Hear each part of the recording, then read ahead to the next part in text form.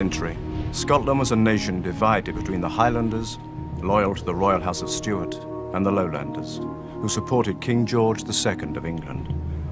In 1746, Prince Charles Stuart, known as Bonnie Prince Charlie, trying to reclaim the throne, was defeated at the Battle of Culloden. The result for the Highlands was catastrophic.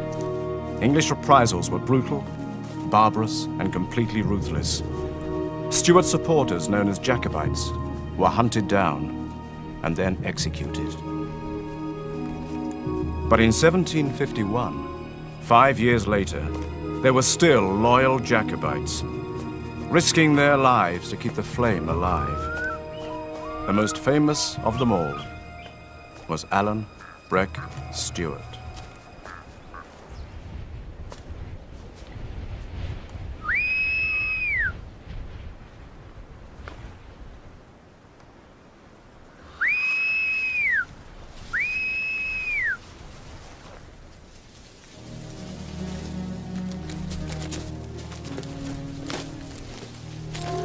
Don't you move. Now I'm looking for a man. A traitor, a deserter, and a wanted criminal. Goes by the name of Alan Breck Stewart. I have never heard of any such a man. Oh, he's what they call a Jacobite. A rebel against our true King George, God bless his majesty. And you say to me you never heard of such a man? I never did. There's a fine reward, dear lad. 100 guineas. But since your head seems to be so empty, perhaps I'll fill it with some shot. I swear to God I never heard of any such a man. Well said, Rory lad. Huh? Alan! Alan, you misbegotten dog!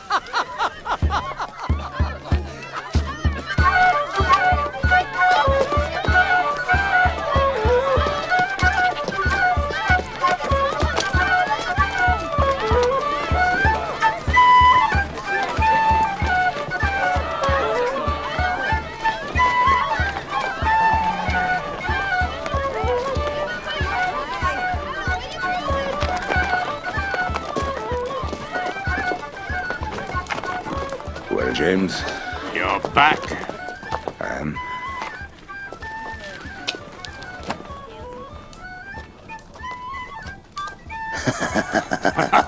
You rascal! I know it's not much, but it's all we could gather for the king in France.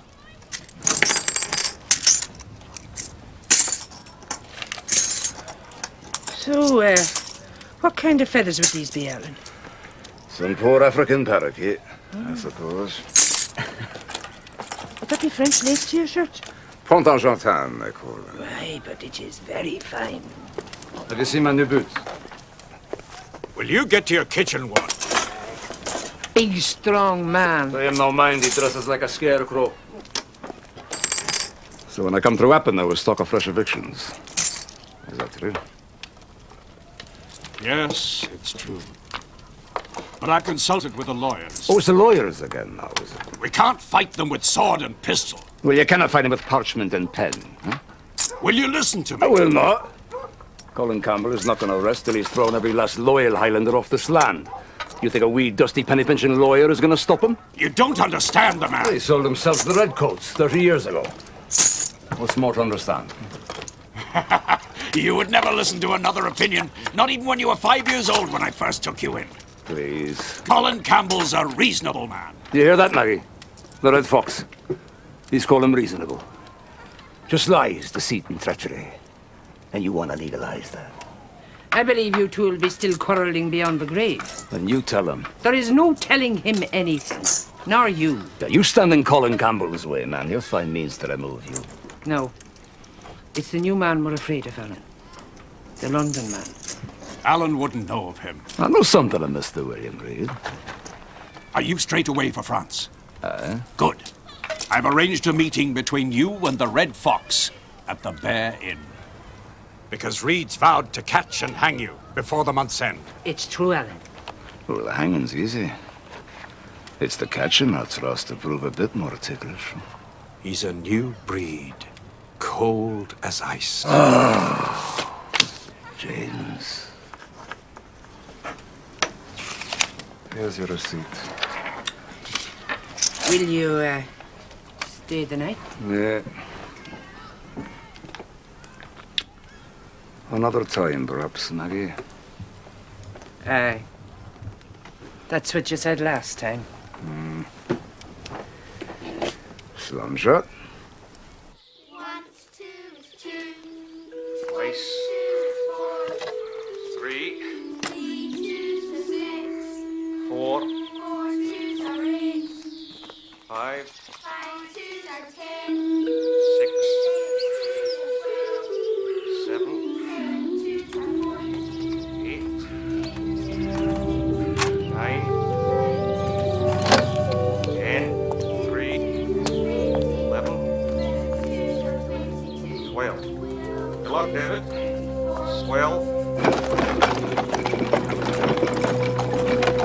Good fortune go with you, Davy. Thanks. Thank you.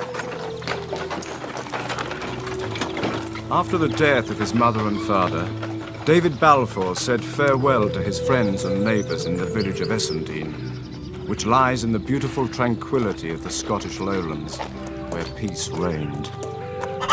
He was off on a journey to seek his fortune, a journey that would take him to the far highlands of Scotland and into the centre of political turmoil and many dangerous adventures. Good morning, sir. Good? Good morning.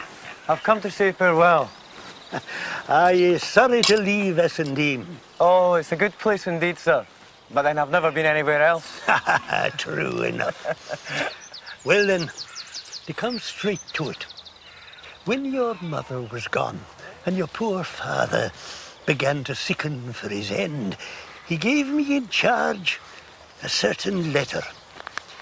He said it was your inheritance. Inheritance? So soon as I'm gone, he said, give my boy this letter and start him off to the House of Shaws by Cramond. What did my father have to do with the House of Shaws, sir? Well, I can't tell for sure, Davy, but the name of the family there is the same name you bear yourself. May I see it, Mr. Campbell? What?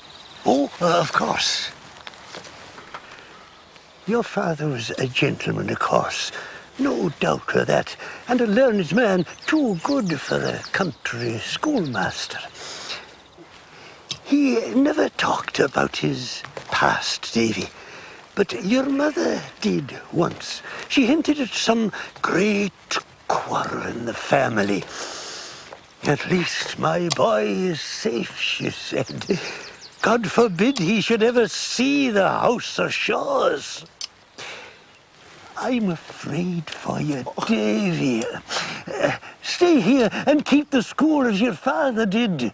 I'll be all right, sir, I swear. I didn't think I'd persuade you. You'll be wanting to pay your respects. So I'll say goodbye. God bless and keep you, David. And God bless you, sir.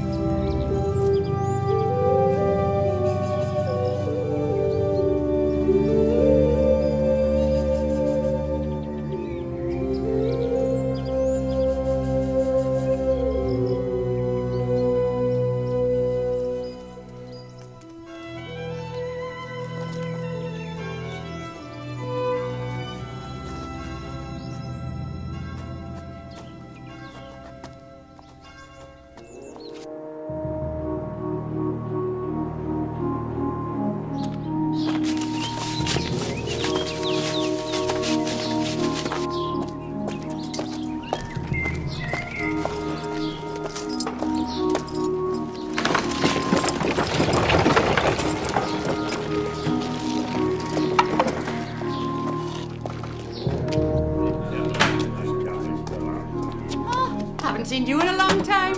Yeah. There's your ale. Steady, Alan. I thought this meeting would be friendly. Guns are so unnecessary. Ah, you're no ordinary boneheaded Jacobite, Alan Breck. You're no ordinary traitor, Colin. Judas himself could have taken a lesson from you. You always did have wit. Take a drink. You know, I never could understand it. How a clever man like you could throw his life away on such a cause. I would never expect a Campbell to understand the notion of loyalty. Loyalty to what? Face it, man. No Stuart will ever again sit upon the throne. You think not? It's not a notion to be taken seriously. King George took it seriously. I marched with Charlie myself on London. Oh, bonny Prince Charlie, eh? Aye, and did the Lowlands rally to him? No. Did England rally to him? No. And what was the result? He turned and he ran. He was betrayed by men just like you, Colin. Just like you. History. History. Think to yourself. What's your life now? You're an exile, a fugitive, a fallen man drowning in his own poverty. Have I had a choice? Join us. Come over to King George and the English cause. You know, somehow poverty seems to strengthen my resolve, Colin. It hardly improves the condition of your people, Alan. You know, our policy is to drive them off the land. Oh, is the policy to burn them off the land? Is the policy to pluck their toys from the hands of our children? Say yes to me and I'll protect them. All of them. James the Glen, he's been a father to you. I'll return his lands tomorrow. Well, you have that power? I am the king's factor. Of course I have that power. You'll do it. It'll be done.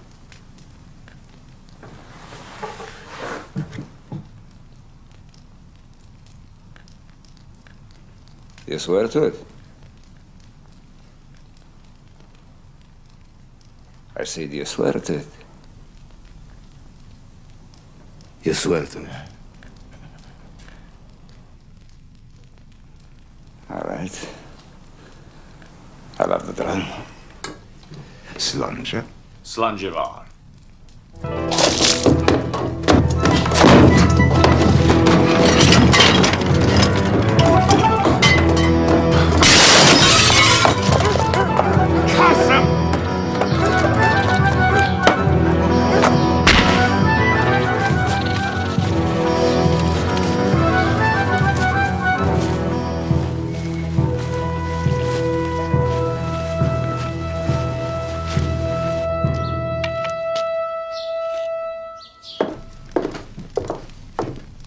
He's escaped.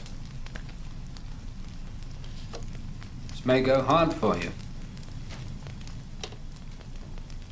The devil if I'll be questioned by any jumped-up Englishman. I answer to no one but the king himself. One word from me, and you'll be packing your wee bag, skulking back to where you came from. Wherever that may be. An idle threat? No, I take it very seriously. Very seriously indeed.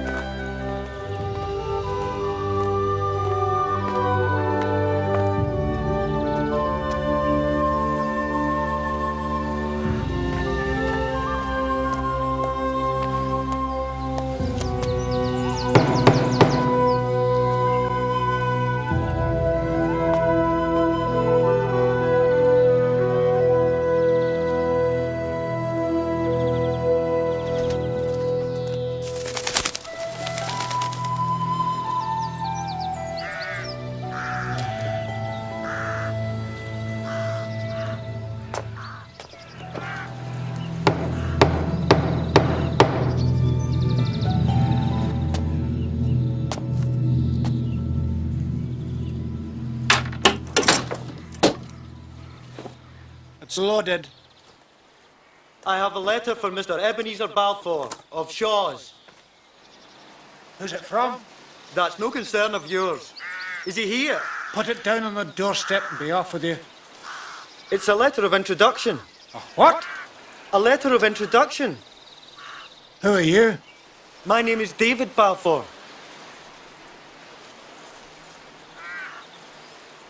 Is your father dead? Oh, aye.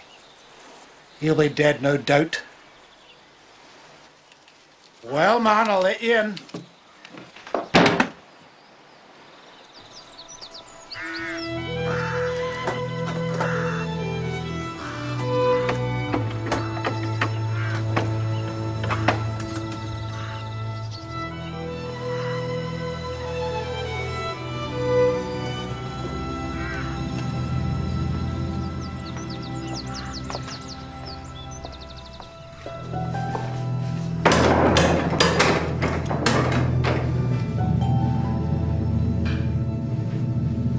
Through to the kitchen, to your left, touch nothing.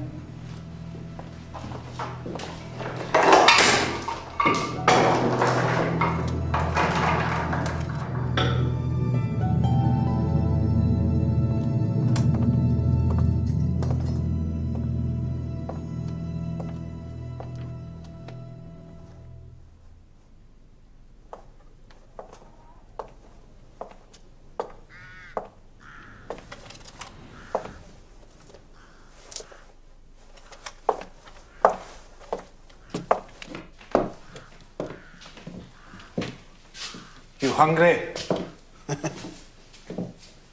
Can eat that bit of porridge. Is that not your own meal? You can have it. Now let's see the letter. I told you before, the letter's for Mr. Balfour. Who do you think I am? Take me for a servant? I keep none. Give me Alexander's letter. You know my father's name? It would be strange if I did not, since he was my brother. Why, I'm your born uncle, Davy, my man. So just give us the letter and sit down and eat your porridge.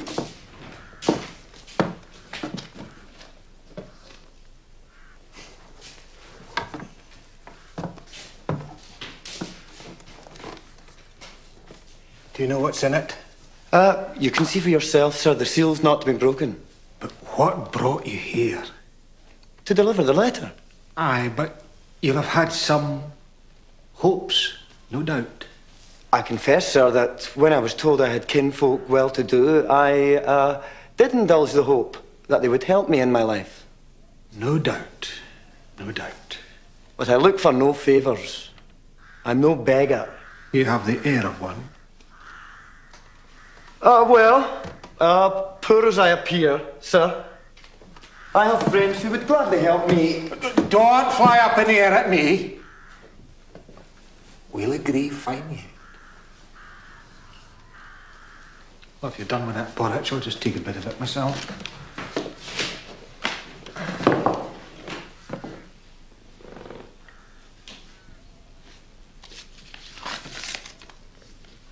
Your father long dead?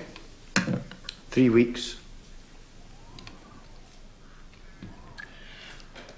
He was a secret man, Alexander. A secret, silent man. Did he ever say anything about me? I never even knew he had a brother. Oh, dear me, dear me. We'll agree fine yet.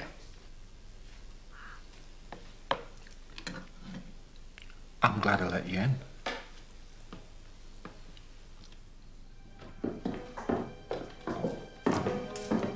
You stay here a while. I have some business to attend to.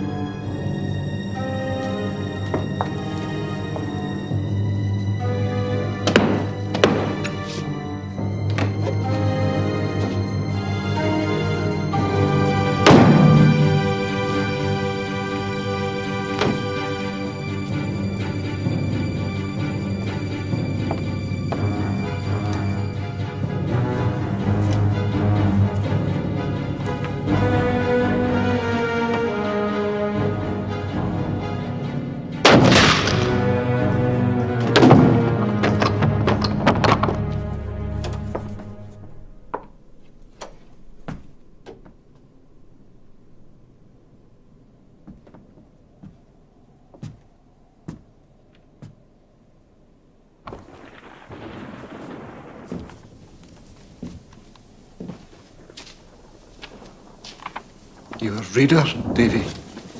A great reader, sir. I meant to ask you before. Your mother? She died 2 years ago. She was a bonny lassie. Bonny lassie. Was my father very quick at his learning, Uncle? Alexander? No, I was the clever one. Why do you ask? Well, this book's inscribed to you. To my brother Ebenezer on his 5th birthday. What's to that? Oh, you were the elder, were you not? Of course. Well, that's no child's writing.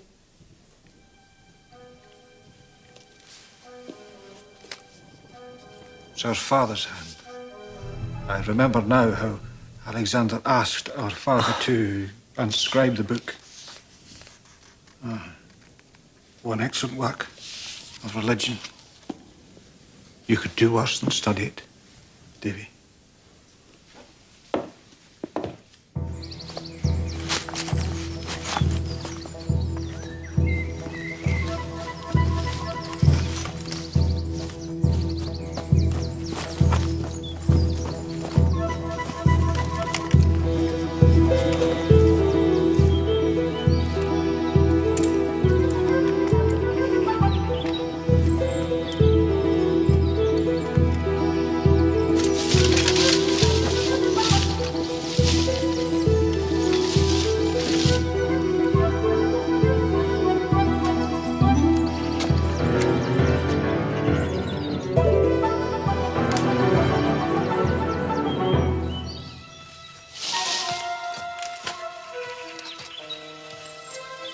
Alan Breck has walked into a trap, sir.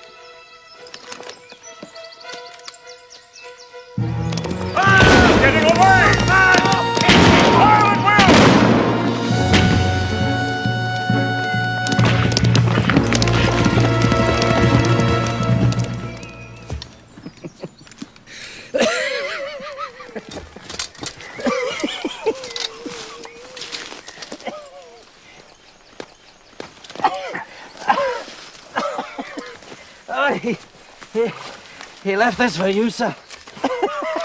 Will you stop laughing? Mr. Reed, John Mackenzie's my man. If there's a reprimand to be given, I'll give it. To Colin Campbell, the Red Fox, and Mr. William Reed, of no man knows where. King James VI of Scotland and first of England, whose name of Stuart I have the honour to bear, said this of smoking tobacco: a custom loathsome to the eye, hateful to the nose, and harmful to the brain. He always had a pretty wit, did Alan Breck.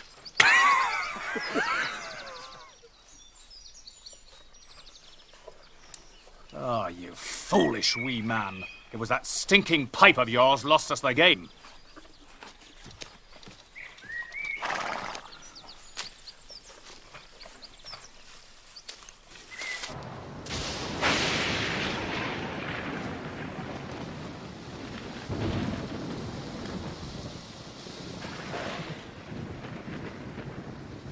Do you never take anything other than porridge, Uncle? No. Never. Davy, I've been thinking, was some amount of money that I promised, well, half promised you before you were born. Promised your father, that is. Well, nothing legal, you understand. I kept that bit of money separate. It was a great expense, but promise is a promise. Stay back!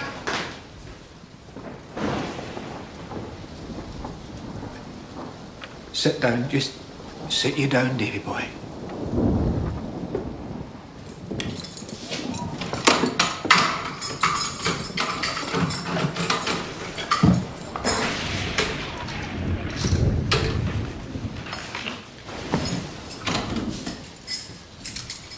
Well, by careful husbandry, that bit of money has now grown to be a matter of just precisely 60 guineas. 60 guineas? It's an important sum of money.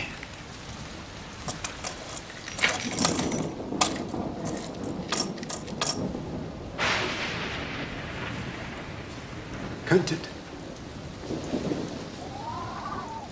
Count it.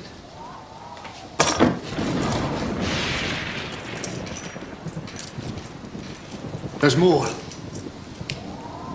More, sir? Much more. We're the last of the Balfours of Shaws, you and I, Davy. This is the matter of the estate. It's the question of how affairs will be settled after I am gone and what provision must be made for you now. It's a complicated business, Davy. We're talking about considerable, not to say extensive, landed property. The relevant papers, the wills, you know, deeds, leases, charters, grants and such like. I keep in a chest at the top of the tower. Will you fetch it for me? Of course, Uncle.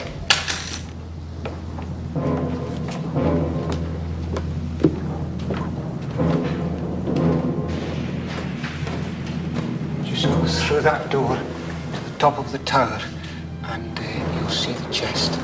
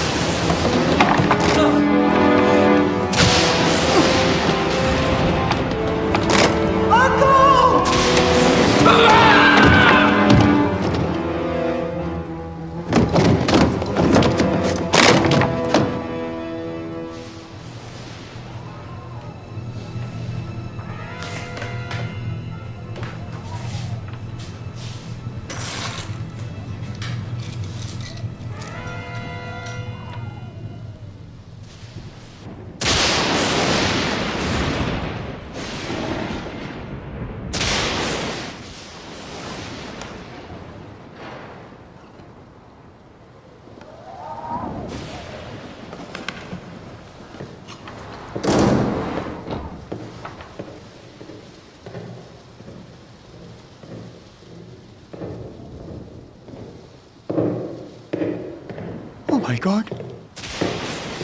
Davy. You're back. Oh, why, man, you're hurt.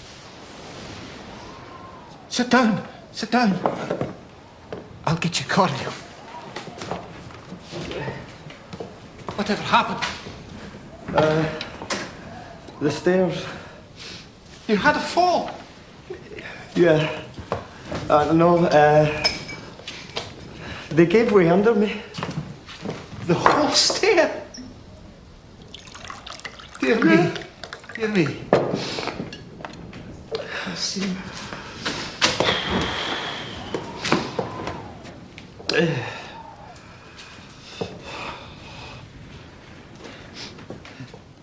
No harm done. There's no harm done.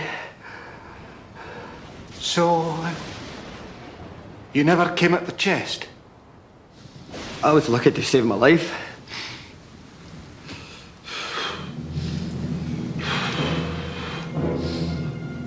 Tomorrow morning we'll walk over to Queen's Ferry.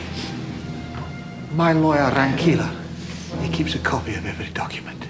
And then we'll maybe stop at the inn on the way to see Captain Hoseason of the Brig Covenant. If you have no objection, Davy. Whatever. Well, that's kind of Davy. We'll do that then.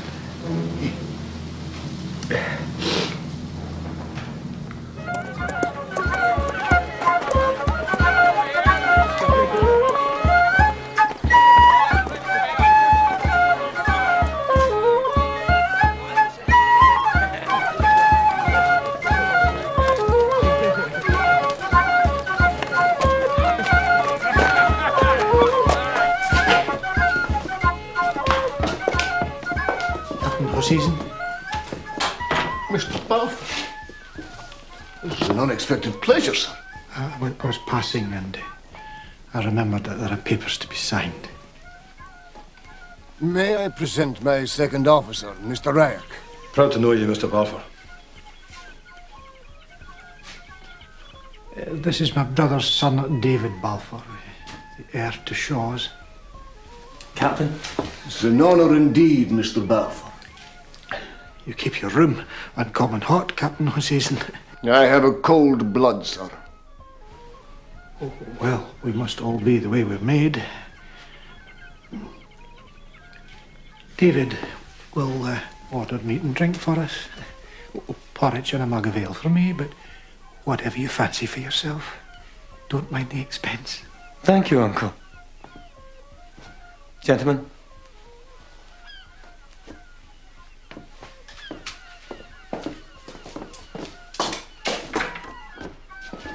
He's a pleasant young man, your nephew. He's a troublesome lad. I'd like to be rid of him.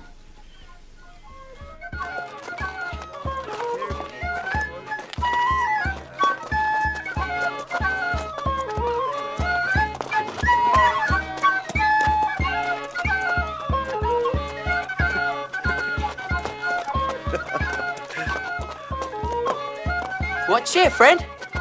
Aye. Old Daisy Osey at home? Easy Osey. Skipper of the Brig Covenant. The finest ship that ever sailed. Yes, he's inside. I've got a note for him. I'm cabin boy. Are you really? Now he's a man. He's Daisy Osey. Don't care for nothing. Nothing. Heaven or earth. Not him. He'll crack on all sails until the day of judgment. Really? Mark you, he ain't no seaman. That's Mr. Showen that navigates the brig. Now he's the finest seaman in the trade. Only for the drink. Look here. He done that. Mr. Showen done it.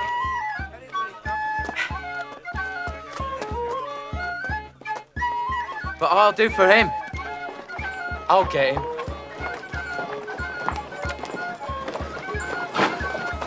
It's ready for you.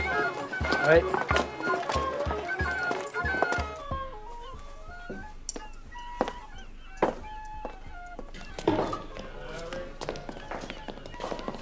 Are you kin to Ebenezer? Yes. Yes, I'm his brother's son. Mr. Alexander's son? Yes, that's right. You must have been no more than a small baby when he died. My father died 3 weeks ago, sir. There's a grand story against Ebenezer proved false. More's the pity. I don't understand you. What story? That Ebenezer killed his brother. No, he did not, no. Why would Ebenezer kill his own brother? For the estate, of course. Here is a mystery. If Ebenezer didn't kill his brother, how come he's Laird of Shaws? Was Alexander the firstborn son? Was he? Of course. Do you know a lawyer by the name of Rankelor, sir? I know him well. Could you direct me to his house, please?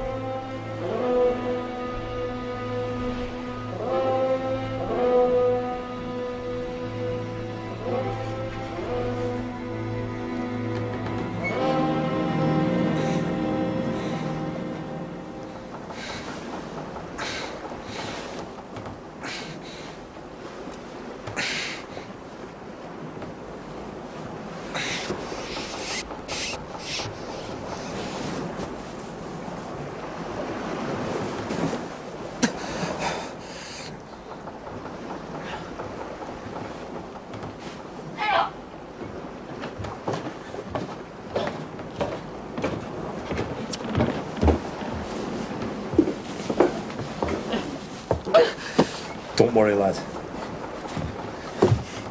The world's not ended.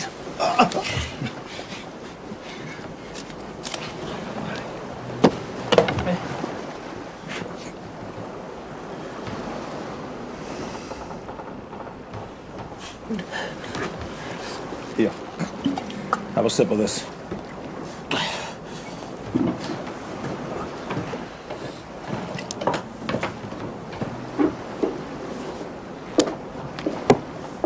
He has a high fever. I want him taken out of this hole and put in the forecastle.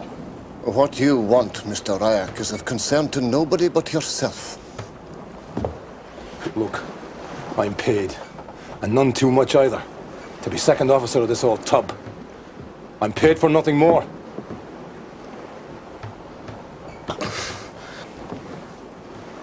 I'm not paid to be a party to murder. Are you saying he'll die, Mr. Ryak? I am. Put him where you please.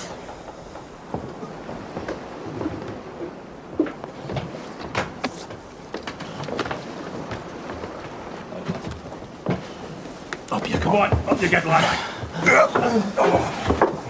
Come on, lad. Come on up to him. Just watch that. Look here. One step at a time. Come on. No, Mr. Sean! Come here!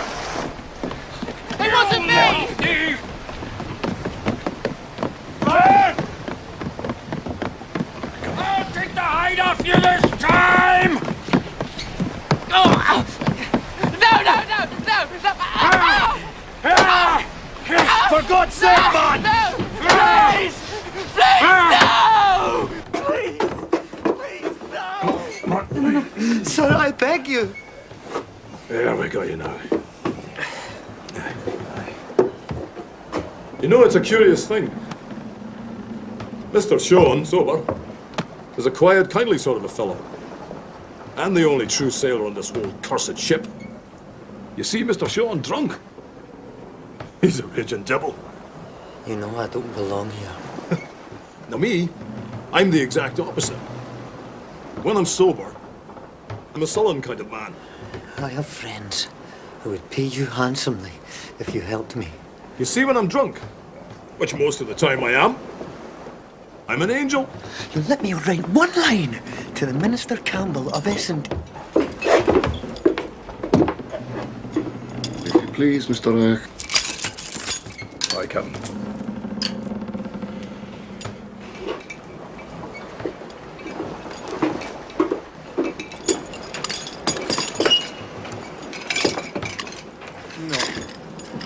No.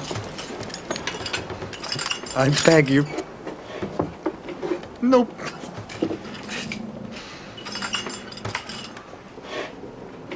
Sir, I'm begging you. Life's a seesaw, lad. Now up, now down. Look at me. I'm a laird's son. Aye. And more than half a doctor. And here I am. Man Jack, the Captain Host season. Bear up, lad.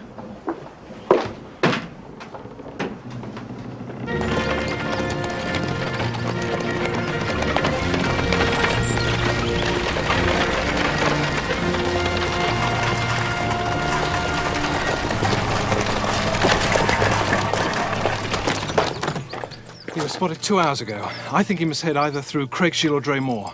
Then split up. You go to Craigshiel, send your ensign to Draymore. I assume you have informants in both places? Not that I know of. I suppose we'll have to rely on mine.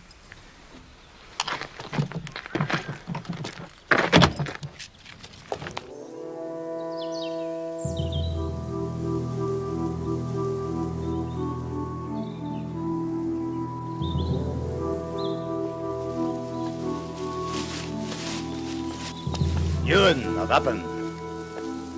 No, Thomas Clouston's my name. Aye, what was it last time? Robert, give me those guineas, lad. Give me the guineas. Your passage is arranged and paid for. A French ship, the Bonaventure. Aye, I know her. Captain Parole's still aboard. On the night of the 4th, she'll lie to, just off the coast. There's a bed for you at the inn at Craigshiel. Wait there, friends will come for you. And be careful. Things have changed, Alan. You don't find the same loyalty in the people. And there's a new man sent from London. Aye, that pipe-smoking lackey, Mr. William Reed. I've yet to encounter the man. Well, you'll catch more than a whiff. I hope too soon. I've taken a job as a servant in his own kitchens. That's a dangerous game, Ewan. By all accounts, he's a man to be reckoned with.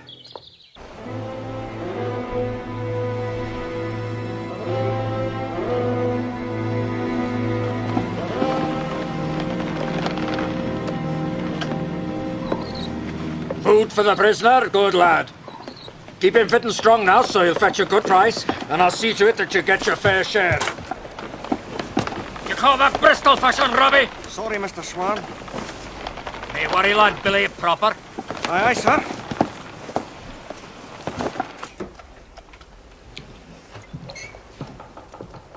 Do you know where we're bound? Of course I do. Well? South Carolina. Old Accusations says he'll get 60 guineas for you. What do you mean? I've seen him do it too. At the slave auctions, bidding up the price. They're going to sell me into slavery? Well, old Accusations don't take no passengers aboard his brig. Listen! You help me get away, and I will set you up for life. Put me to a trade, more like. I know a trick or two worth more than any trade. For the love of God, man! Do you not want to escape Mr. Sean's beatings? Let me see him try it. I stole that. I did. I'll dare him to touch me. I'll kill him. He ain't the first. No, Mr. Shaw! No! Ah! No!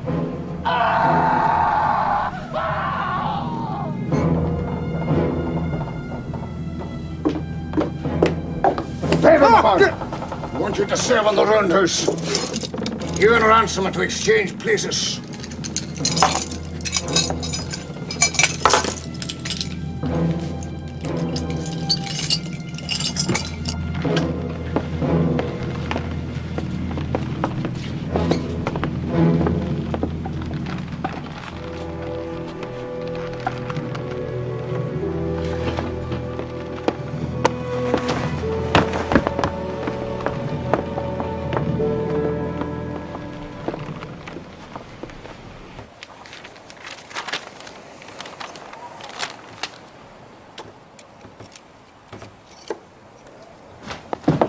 drunken swine!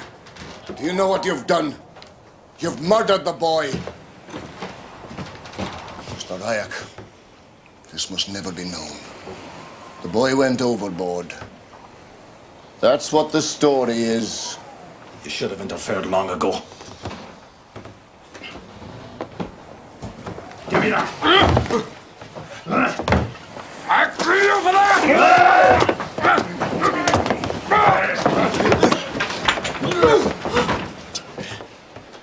Come on! I'll skin you alive, you drunken slob! What made you throw a good bottle away? There was no sense in that. Here, David. Throw me another. In the bottom locker. Look lively, curse you!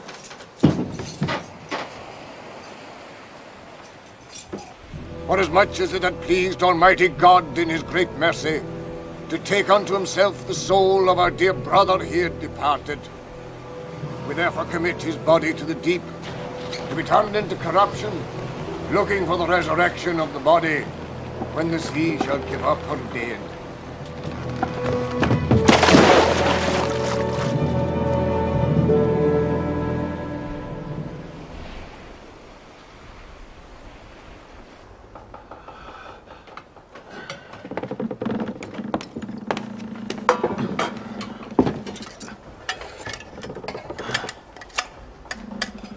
You were not here before. No, sir.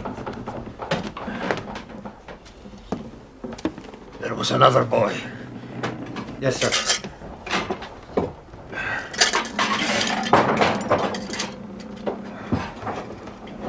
I thought that.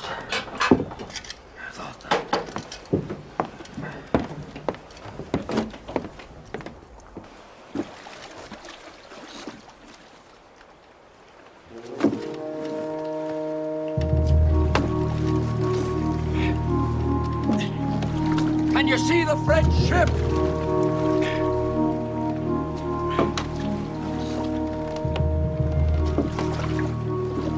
Hey, there! There she is now. Hey, Captain! Captain Parole! Hey, Captain! That's French. Aye. Captain Parole! Hey, Captain! Lower the ladder.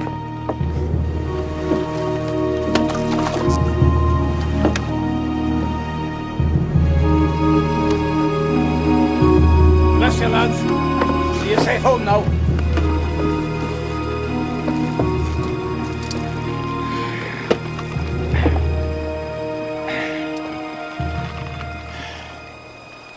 There's a mistake here. You've not the look of a Frenchman. Unlike you, sir. You have a French soldier's coat upon your back and a Scotch tongue in your head. Step aboard. Well, an invitation so prettily put cannot be well refused. I take it you're no Jacobite. I take it you are. As to my causes, let me tell you where I stand. I am for the prosperity of myself and my crew, and against everything else. You're a practical man. I hope so. I've an uncommon hunger and thirst. There's a remedy for that, sir. If you'll step into the roundhouse. Thank you, Captain. This way. Out of that way, you.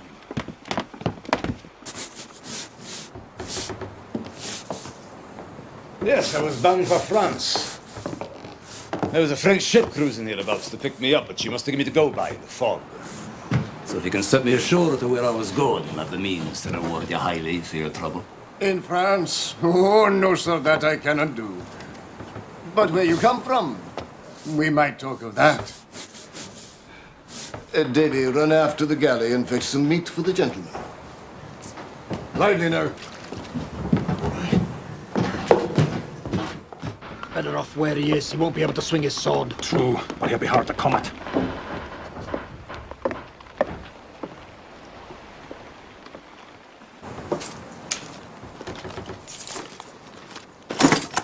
half of it, and I'm your man. I told you. That one penny that belongs to me. Belongs to another. Now, I'd be a fool not to spend some of that so that the rest might come safe. But sir, I'd be a dog indeed to spend that much on my safety. 100 guineas, that's my price. 50. Done. And here's my hand on it. We'll alter course at once. I'll see to it.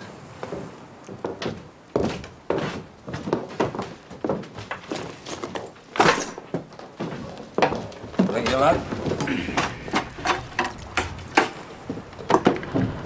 So you're a Jacobite? Aye. And you, by your long face, should be for King George. Betwixt and between. Mr. Betwixt and between. This bottle of yours is dry. I'm paying 50 guineas for the cruise. Be a hard thing to begrudge me a dram. I'll go and ask the captain for the key.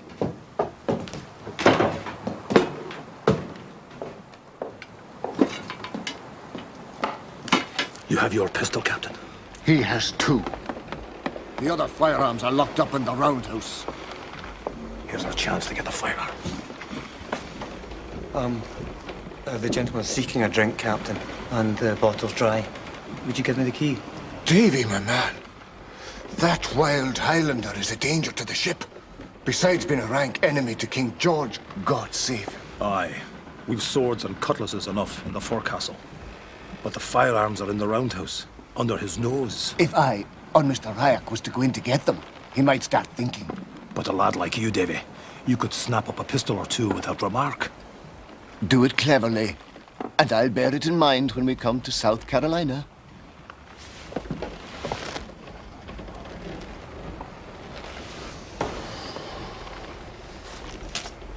Here's the bit of money that you had on you. With my apologies, Davy. I had 60 guineas on me.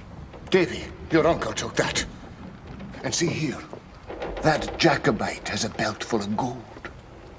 And I give you my word, you shall have your fingers in it.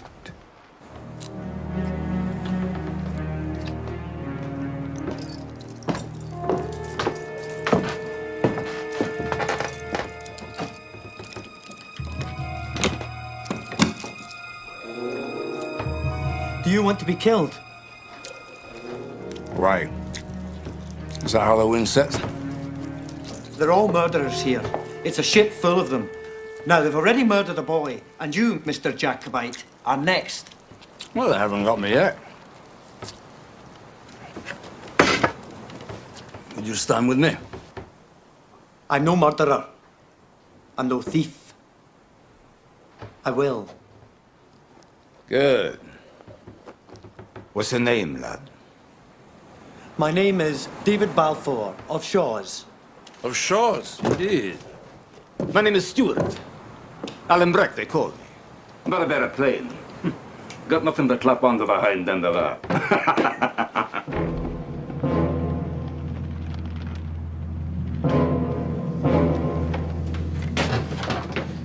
I have the keys to that. Don't lose them.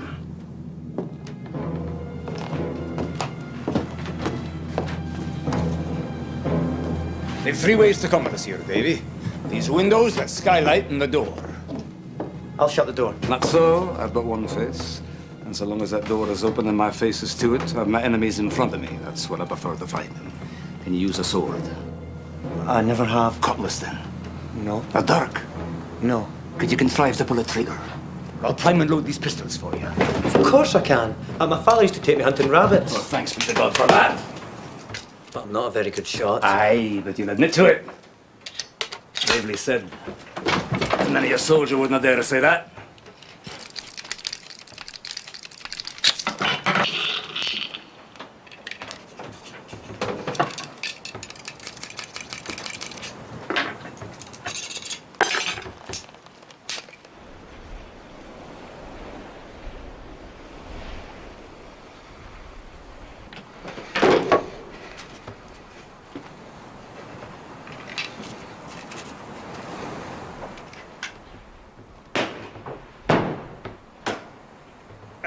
That's a tight set. That's a pity. I'm over the upper guard. Follow me close. It's my part to keep this door. I look for the main battle. Stay with the bed, you guard that window, and that skylight. I too have but one face, Mr. Stuart. I bet you've ears on either side of it. They have to break the glass. There you go. You've some rudiments of sense. Come on, lad! Come on, lad! Cheers! Equal shares now, lads! Come on! With me? Who's with me? Steady, Daddy! The crew's coming!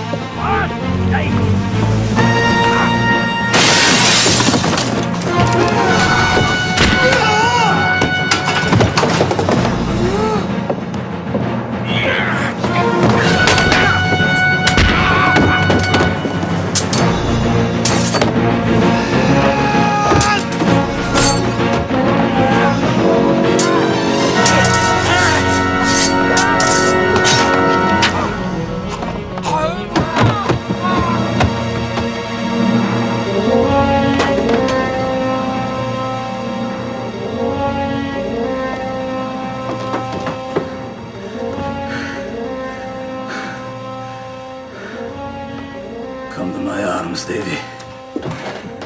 I love you like a brother. And I'm a no bunny fighter.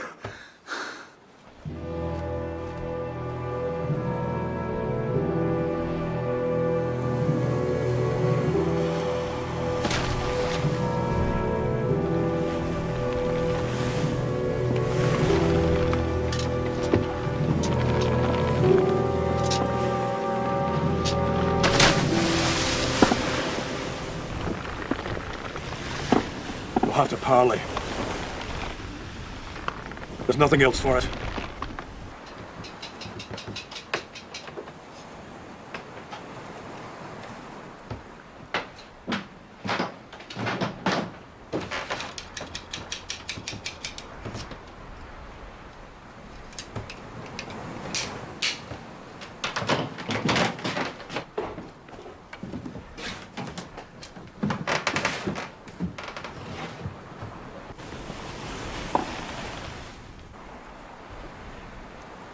You know, I have these buttons from my father, Duncan Stuart. He died when I was a boy. He was the greatest sword in the Highlands. I want you to take that as a keepsake for what you've done. And wherever you go, you show that. And my friends will come round you. Ahoy, the roundhouse! Ahoy! Roundhouse!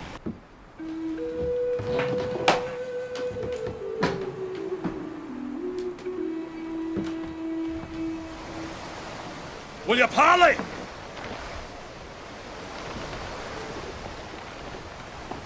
I'll tell you what I'll do. I'll offer you an exchange. That against 2 buckets of water. And if he's alive, I'll speak to your captain. Ah, he's alive, all right. That's more than he deserves.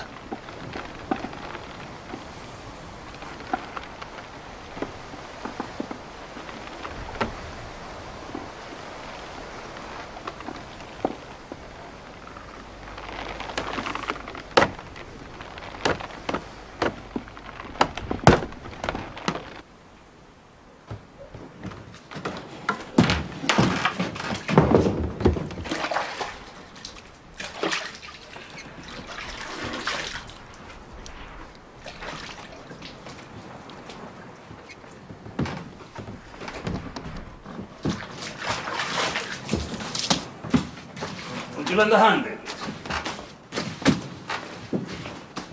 Ahoy, the roundhouse!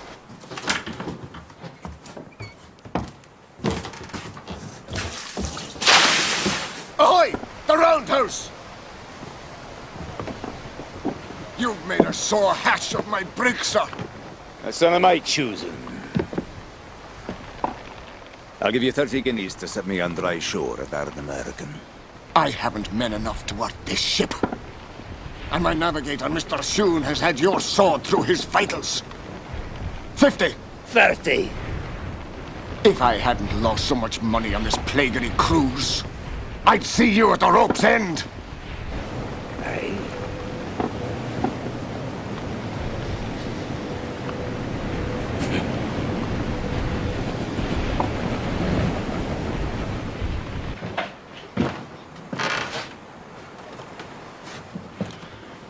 Batten down the hatches! There's a storm coming! You know, I trust that captain as I would a snake in the grass. You see that? That's gold. Will you keep it for me? Till we're safe ashore. If you want. That's a trust. I'm putting to you, man. I told you before. I'm no thief. That's not what I mean. You heard of tax. My people pay it. And heavily too, to your King George. But they're true, David. They've toiled and bled for many a year, and they scrape up a second tax. That's it. That's for the true king of this country. He's just over the water there for a while in France. They pay tax to two kings? Aye, and you're looking at the man that carries it.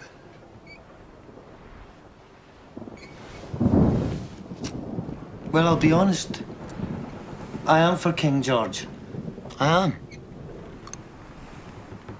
But I call that noble. Noble. Their hearts are staunch, David. I will look after your gold as if it were my own. See, I believe you will. But let me tell you something more. You see, when Bonnie Prince Charlie was running for his life, there was a price put of £30,000 for his head. Not one man, woman, or child in all the Highlands ever betrayed him. And you think on that, Mr. Betwixt and Between?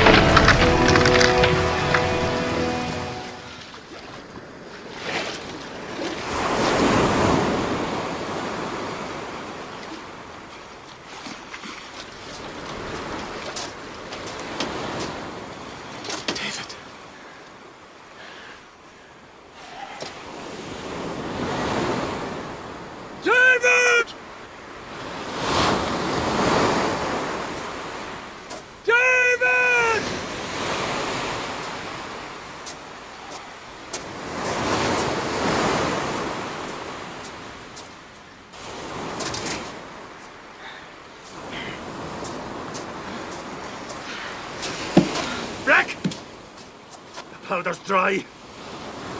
Get moving! Move!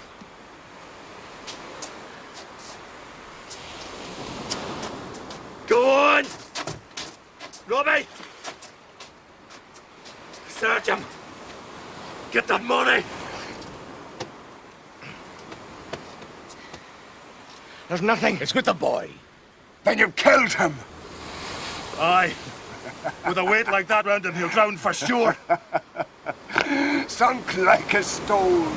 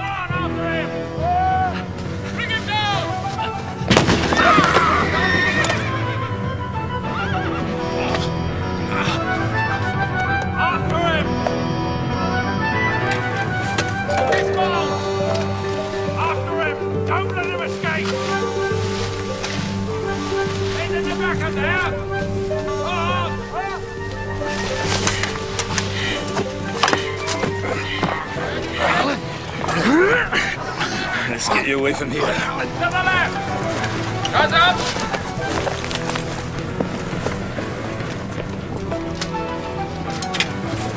There! We've winged him anyway. Half dead by the look of it. But be alert, men!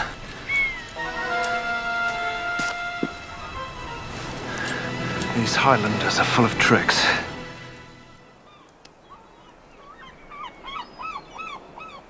You're a day behind him. He's alive.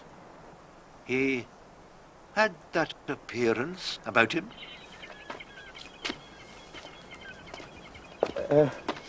Well, which direction did he take?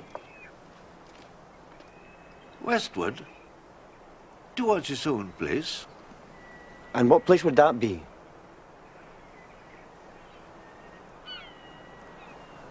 Well, I'll tell you. Since you bear his token.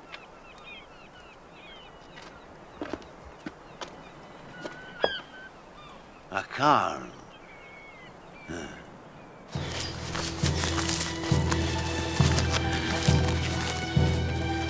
We'll be safe here. Alan, listen. Wish now. Your man Reed. You're in no case to talk. There's a plot. Something deep. A killing, Alan. I have no name, but to lay the blame on James of the Glen. Oh, easy now. Easy, lad. The 14th day of May. The woods of Lettermore. Easy now. Rest you here now. I'll fetch you a drink. What's wrong with you? Water. Water.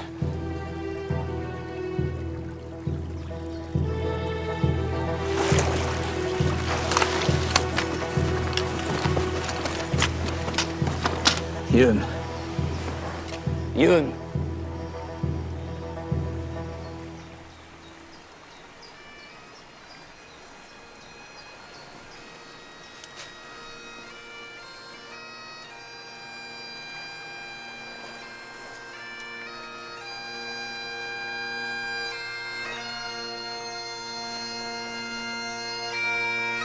God rest your brave soul.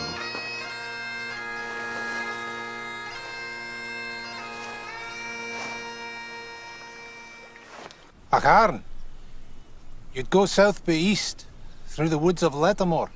But stay, I take that road myself. I'll walk with you, if you don't object to bear company with a blind man. Sarah, I would be honoured. Your speech tells me you're a stranger. A lowlander, perhaps. Perhaps? Aye, that's a young man's voice. A gentleman's voice. Perhaps. These are all my eyes, young master. May I know the look of you? Go on. Would you take my stick?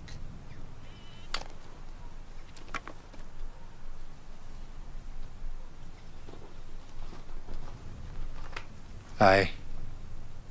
You have the features of a true gentleman.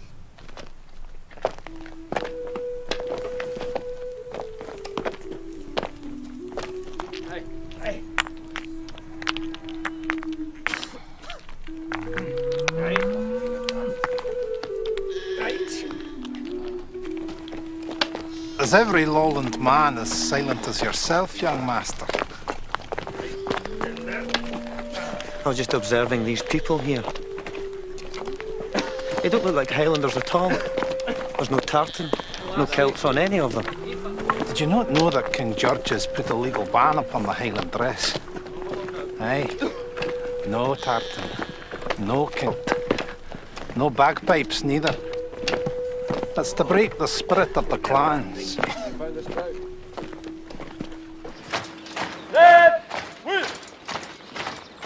I'm afraid he's disappeared, sir. Disappeared? Men don't disappear, Captain Forbes. Evidently, he had an accomplice. They didn't leave any tracks. How badly was he wounded? Judging from the blood, mortally. Let's hope so. Do you know who he was? A serving man in your kitchen? He was a spy. He used the name Clousen, but his true name is Ewan of Appin. Did you learn much, Mr. Reed?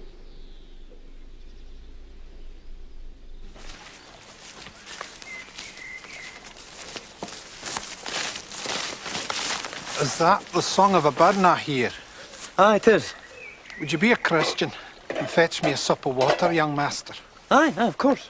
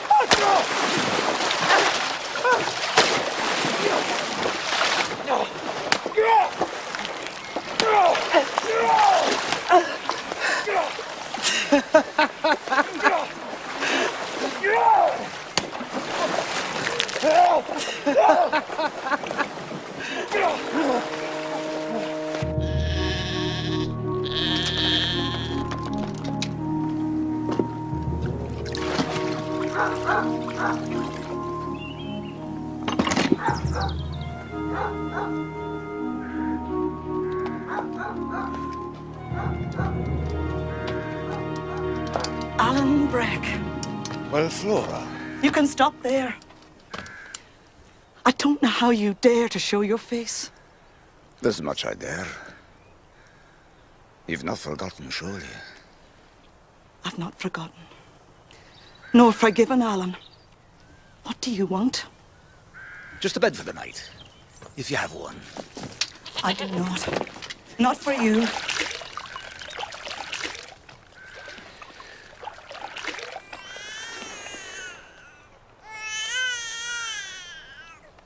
Is that your bairn?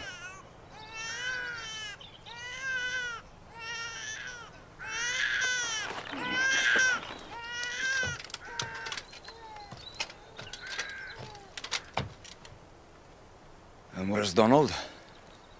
Donald is in London. Why London? He has a petition to King George to restore his estate. The king is in France, Flora. We scrimped and starved long enough. We have a bane. You're not gonna believe a poor wee pluck of a man like Donald would bend his knee to King George. But not you, Flora. Just not you. I'd have died for you, Alan Breck. Such a love I had.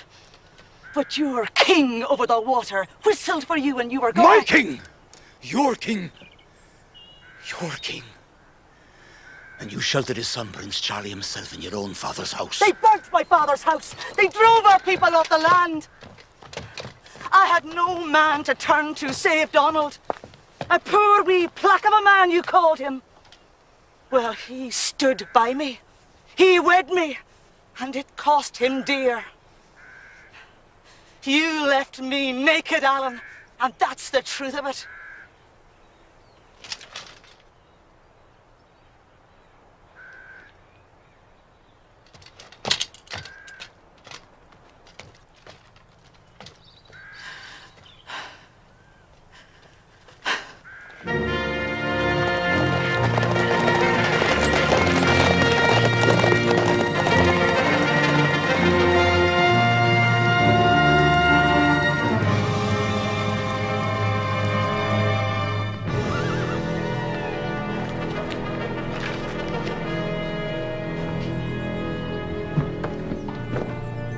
You're not ready, man. It's 9 o'clock.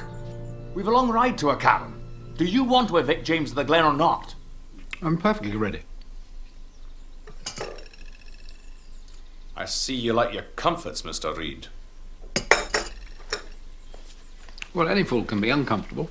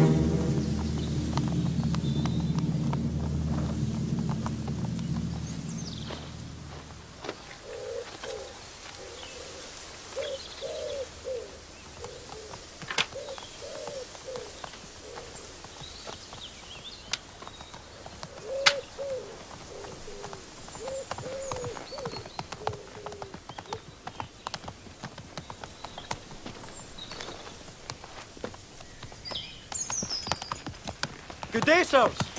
Good day to you both. I'm bound for a cairn. Could you tell me, is this the right road? These are the woods of Lettermore, lad. What do you want in a Cairn? A man who lives there. And who are you? I'm an honest subject of King George, sir. Very well said. But if I might be so bold, why is such an honest man so far from his own country?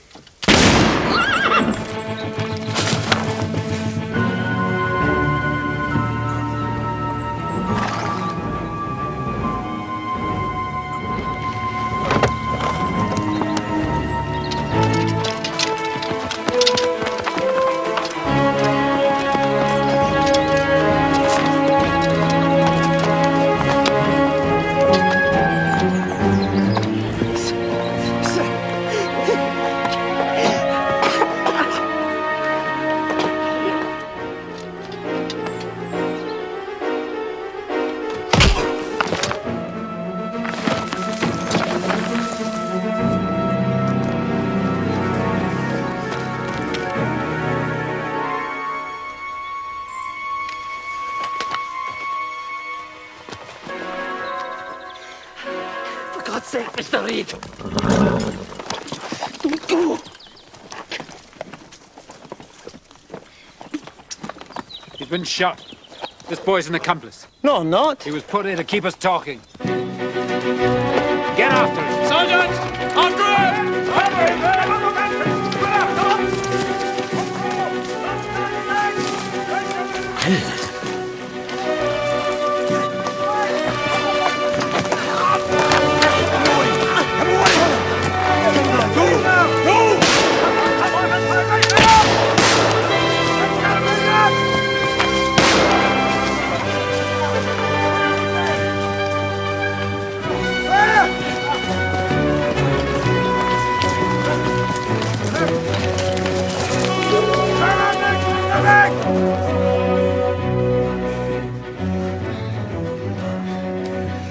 You're not done. They lay this crime at James's door. Could be making for a cairn.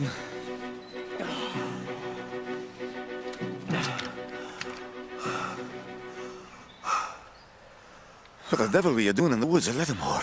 Following you. Come away, man.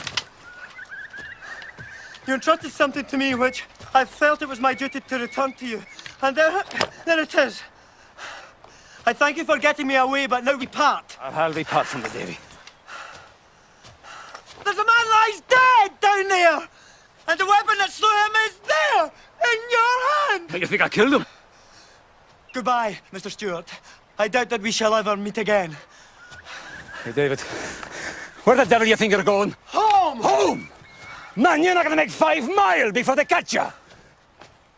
That's my affair! At least hear my defense! Defense? What defense? What defense? I liked you very, very well! But your ways are not mine, and they are not God's!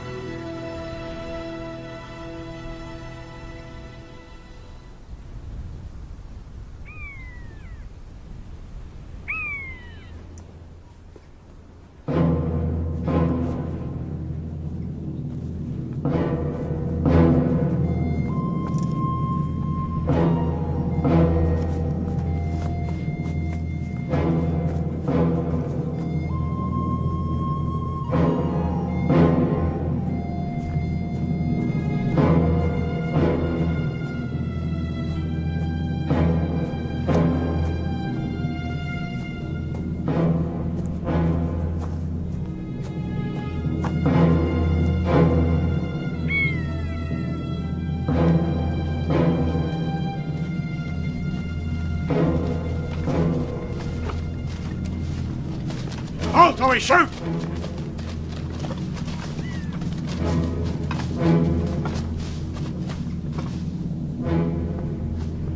Come on, you!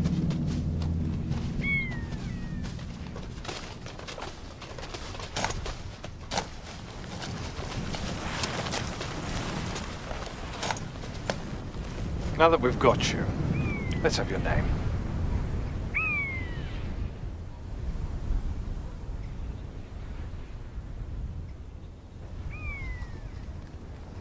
Your name! Breck! Alan Breck! Would you have the goodness to order your men to lay down their arms, Captain? Do it. Ground your arms. And your sword?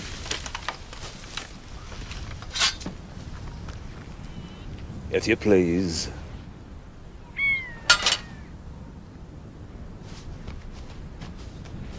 You can't win, you know. You can hide yourself away in this godforsaken country, but I'm a persistent man. I'll find you, Mr. Stuart. And I'll hang you. Would you walk with me, sir?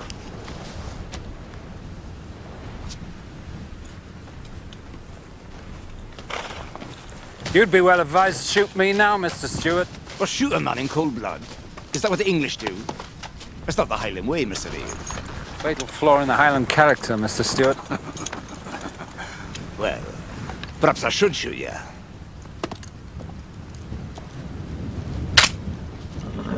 But it's not loaded. As you say.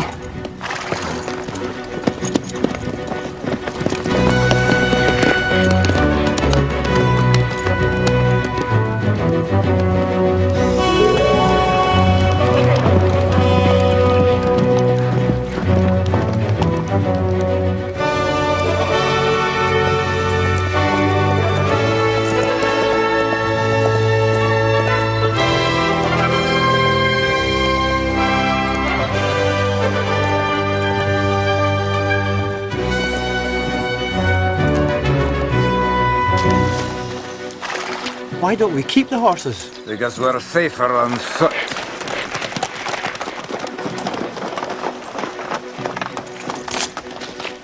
You are the boldest peacock of a man I've ever come across. And it seems I have to thank you once again. But I can't change my opinion. You killed a man in cold blood.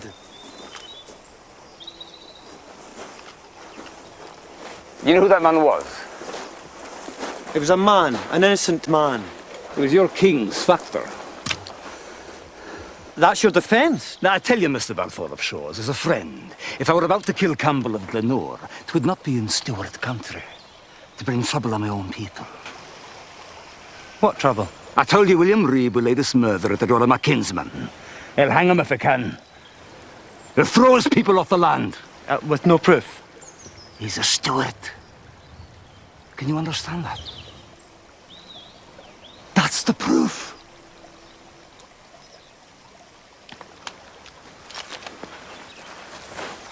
Well, how did you come by that gun then? The murderer struck me a blow with it. He ran off before I could see his face. Here, you can see for yourself with the blow there. Aye. Well, you've taken a knock, certainly. What would you have me do? Swear upon the Holy Cross? I'll do it. No, I believe you. And I thank God for it. Stop right there. You know, you never let me speak my defense. Before condemning me.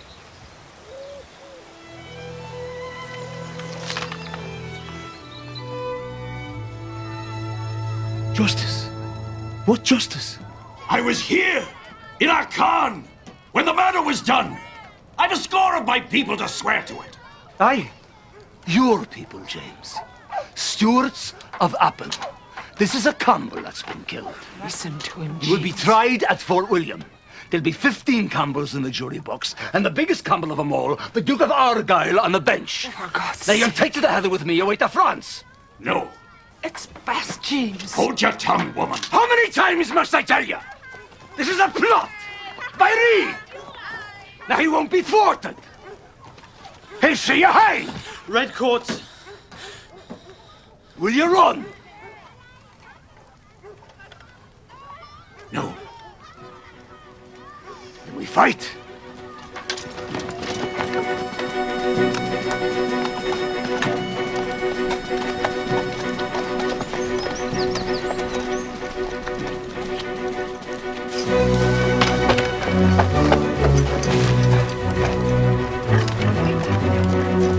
This is madness, Alan. Of your making. You're not the chieftain here, bless you. It'll give you time, man. For what? To din some sense into that stubborn old head of yours. Bring it here, lads.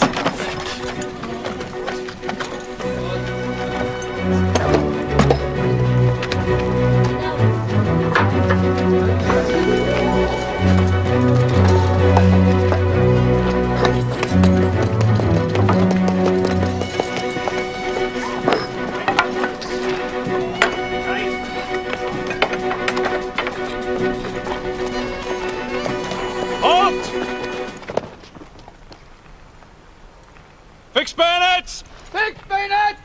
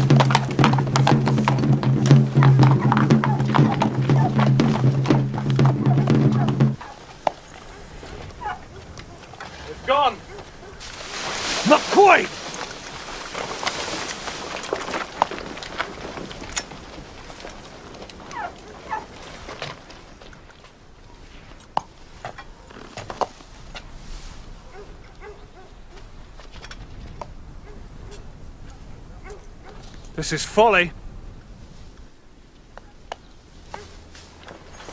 Lay down your arms! You best lay down your own.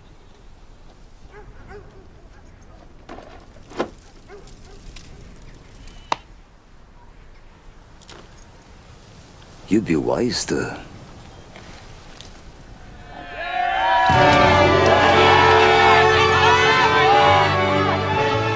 They'll be back, Alan, with more soldiers.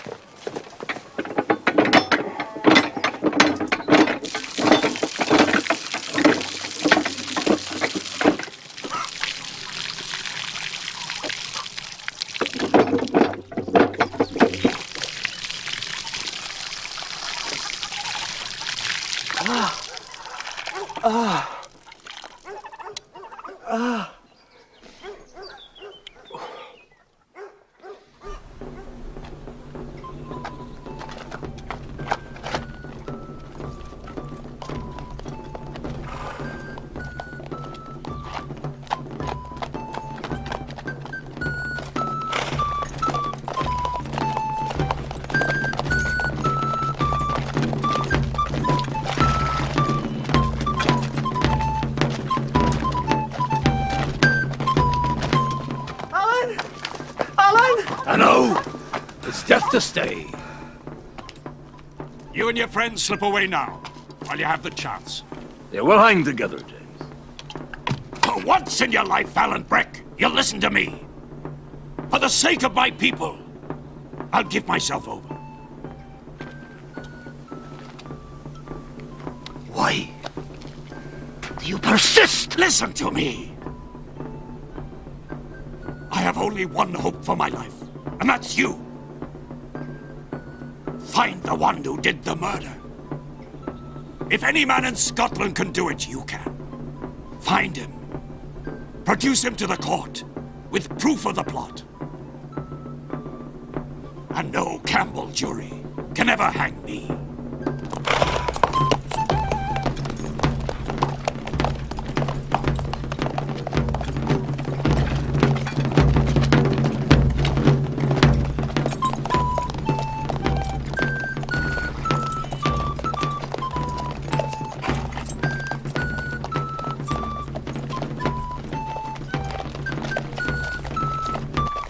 I am James Stuart, of the Glen.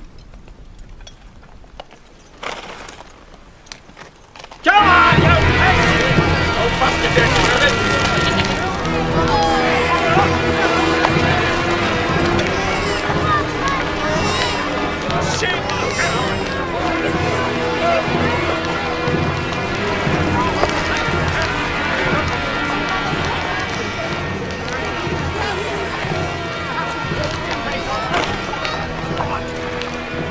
For the love of God, Mr. Reed! We must cleanse the Highlands, Captain Forbes. That's my duty.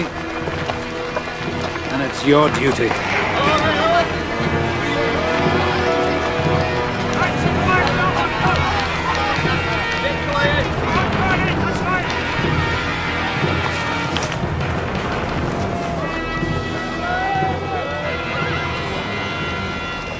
You see King George's men at their work.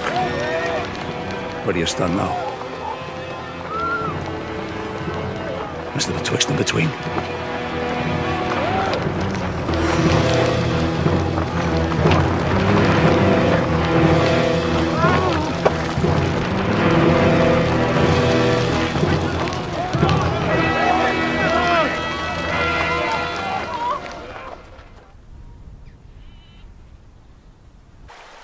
just find the real murderer and drag him into court.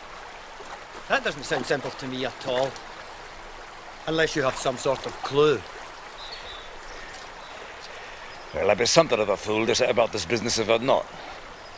For all that, it's a dangerous game. And you're not obliged to play. Do I have a choice? You do. You've luck. They haven't your name. And our friends will see you safe into the lowlands. James of the Glen is as innocent of murder as I am myself. As a gentleman, I could say as an honest subject of King George. But I say as a gentleman, it is my duty to see justice done, if I can.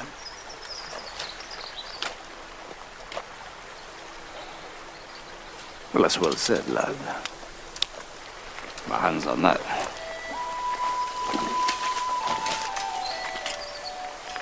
You'll hold this gold for me again, then? If you like. Why? I don't know. I see you're honest. But I think you're the luck. Luck? Aye, the luck. Since I've left Essendon, I've been assaulted, I've been kidnapped, my uncle tried to murder me, I've been attacked by a blind man, and I've been chased and harried half out of my wits! That's exactly my meaning. It's a bloody miracle you're alive, man. Now fall in. And step two. Where are we going? Fort William. But that's a garrison town. It's full of redcoats. Aye, and it's the last place in Scotland that we're going to look for us. Well, we won't have to look very hard if we show ourselves. Don't remind me not to march and playing my bagpipes and wearing my kilt about my ears.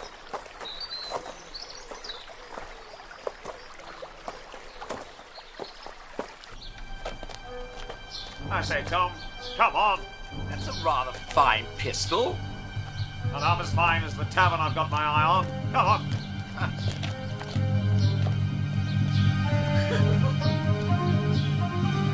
Give him something, Harry. And here you are now, and mind the right foot. Thank you, dear.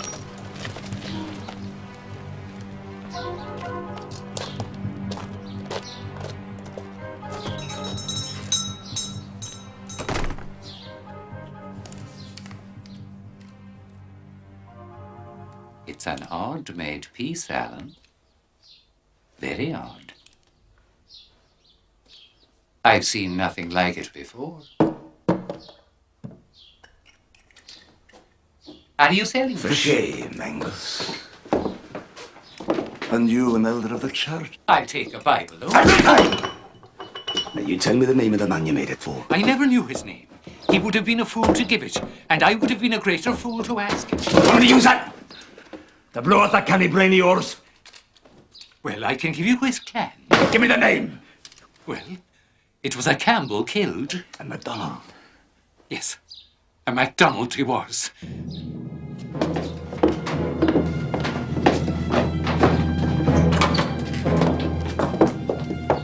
Mr. Reed.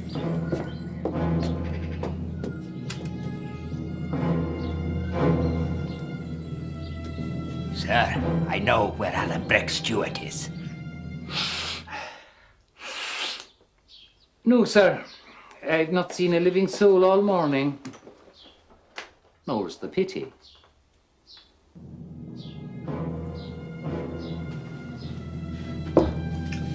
Trade bad, is it?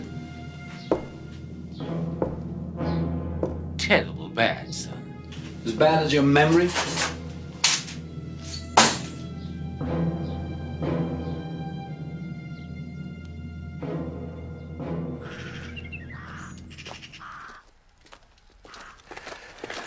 Could I crave one favour of you, Davy? Of course. Look, the less you say and the less you're noticed here now, the better for me. Duncan MacDonald, he's no open-minded man. He's no time for lowlanders, and he hates King George worse than poison. I hope I don't offend you. Certainly not. Still, he was once the power here, you see? He was the clan chief. Just not now.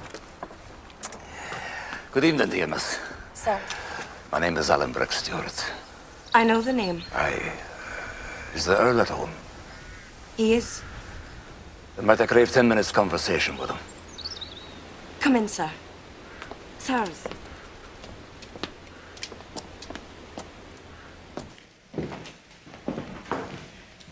A moment, if you please, Mr. Stewart.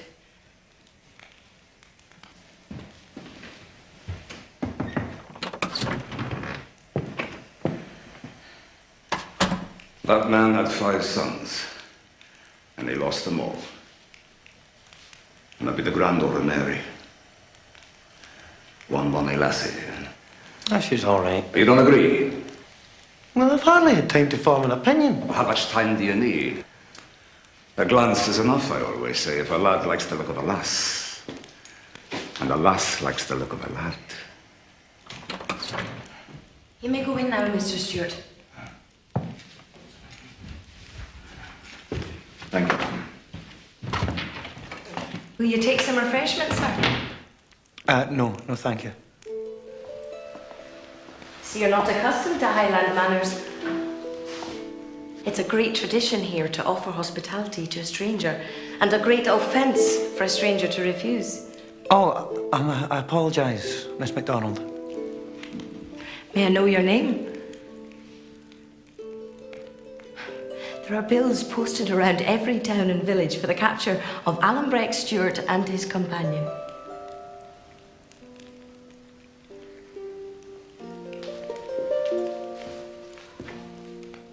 My name is David Balfour of Shaws. Honoured, Mr. Balfour. Now be gone from the house, sir! Be gone! There have been grievances between us. That's the past. Grievances? There's been bloodshed. Let's bury him now while there's time. We still have a common cause. I don't believe any kin of mine had a hand in the matter. But if one did, then I honour him for sending another Campbell to hell. James of the Glen is on a rope here, man. Be gone from my house. Curse on you! You're a fool! Gotta go back to Fort William now to get him. What? It's always the same. You look for help, you get none, it always comes down to this. Are you mad altogether? They'll guard them as closely as the crown jewel. Closer, I should think. Mr. Stewart, I have a kinsman, Hamish MacDonald. Mary! Get you back to the house. And you, get off my land before I shoot you. Tell them, grandfather. Tell them Hamish shot him. Mary, get back to the house. Will you shoot me if I don't? By the living God, I'd be justified. You betrayed your own kin. Kin? What kin? Who's left? Get away, girl. Where's my father? Dead. Where's my mother? Dead through grief like her own wife. Where are your sons? Dead. Dead. Dead. You killed them all with your blood feuds and your damnable, obstinate, murderous pride. I will help you to bring him to justice. You'll find him at the head of Glencoolish, or by way of Kinkelly. There's a path leading over Loch Ryan. You'll find him at the head of the glen. Strange, I never heard of any such a path. You think you know everything, Alan Breck? Mary will show you the way. There's porridge made, grandfather, and cold beef and cheese in the larder. Ach, away, girl. If you kill him, Alan Breck, I'll hunt you down like a dog. Well, why rob the hangman of his fee?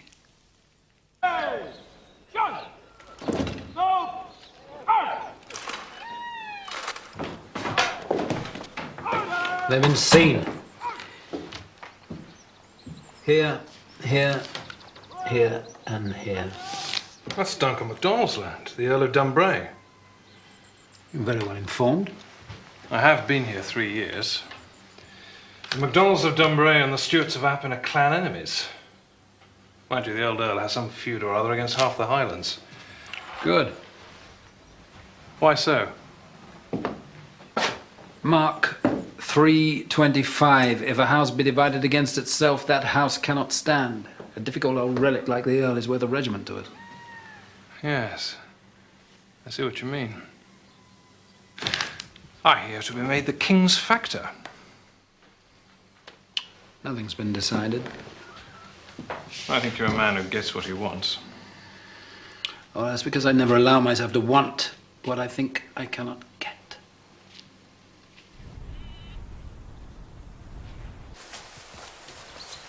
Is Shaw's a very great place, Mr. Balfour? I believe it is, yes. You don't know? My uncle has the house and lands at present. Ah, and you're his heir? Well, I believe I am the legal owner. When my father died, I discovered that he was the elder son and my uncle the younger. Yet he has the property. That's strange. There has been some great wrong, Miss MacDonald, some... Advance!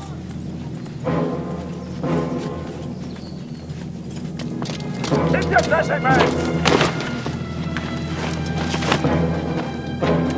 Keep your eyes peeled now! There he is! There he is! Take your aim! There! Fire! Further up!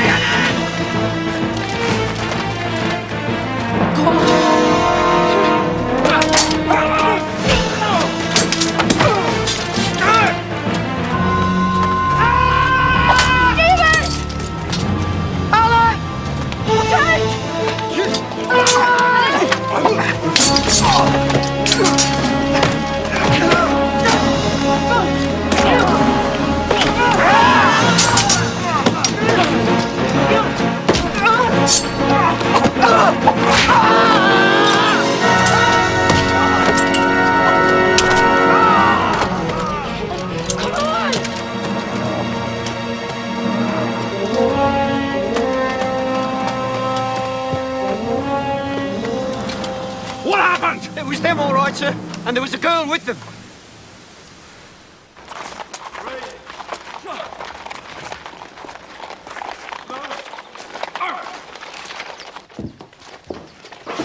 What girl?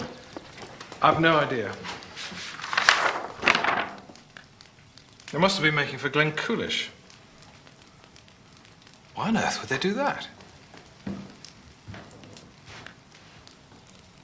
Well, there'll be trouble if we don't get there before them. We still have a chance to catch Alan Breck Stewart.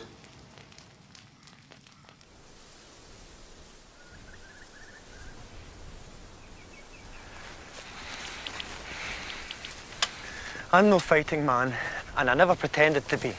Then you should learn to be. If you want justice for yourself with your uncle, as you say. In the lowlands, Miss MacDonald, we don't get justice through the sword. How do you get it then? Through the law. The law? Aye, the law. Because we're civilized people, not savages.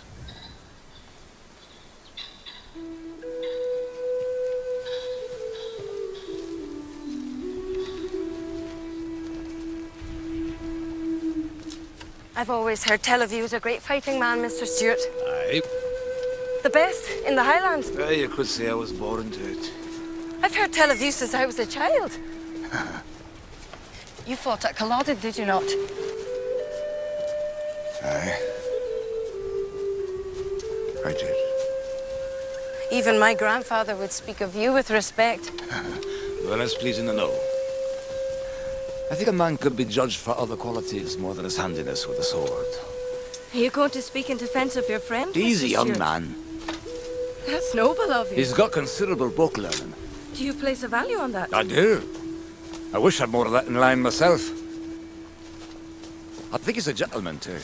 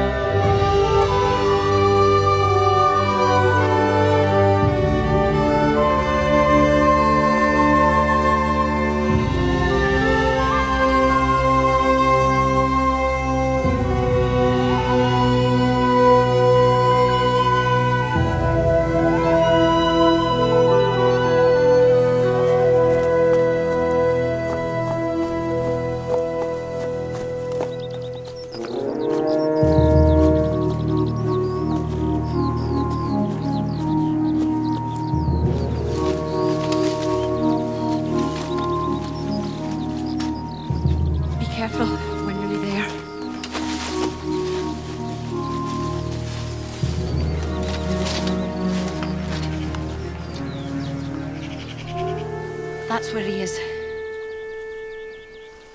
Does your cousin know you well by sight? Aye, he does. Be best I go alone. No, I'll come with you. No. You wait here.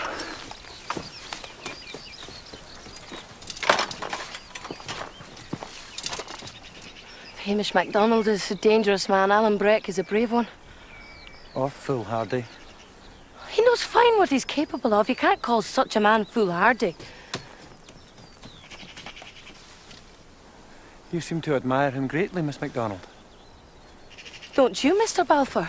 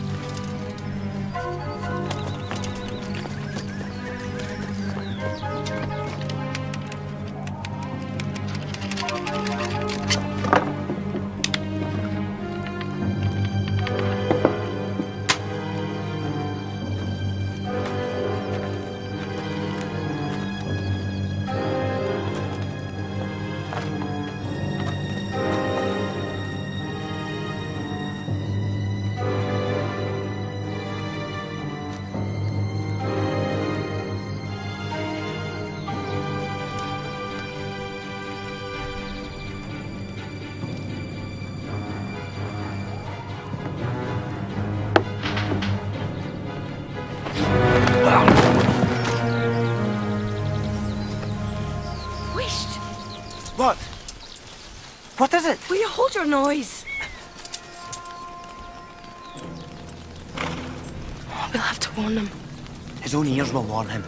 Are you a coward? Use your brains, woman. There's nothing to be done. Take your hand off me. Now, Mr. MacDonald, let me tell you what's to be. You and I will go to Fort William. And you'll swear a statement before the justice. And you'll tell the truth. You killed Campbell of Glenore. For money. Now, who paid you? Was it William Reed?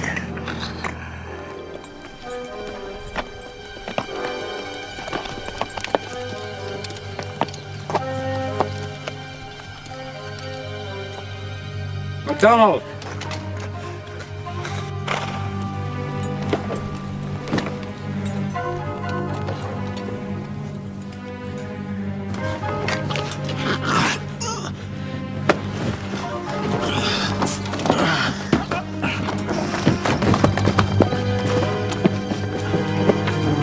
Alan Breck Stewart, I arrest you in the name of King George. While you're about it, you may arrest this man too. His name is MacDonald. He murdered the Red Fox. What are you talking about? He was paid to do it! By a gentleman of your acquaintance, Mr. William Reed. Let go of that man!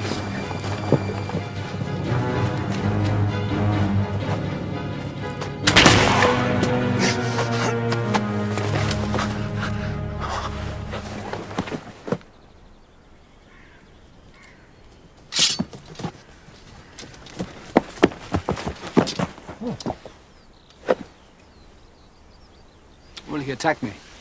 Self-defense.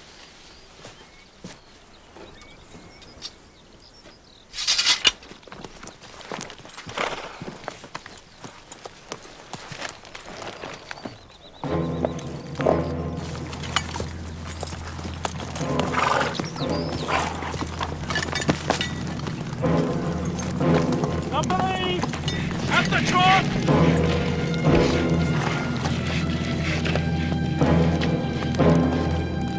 I assume you have a family crest, Mr. Balfour of Shaws. I suggest a new motto for it. In Latin, of course. There's nothing to be done.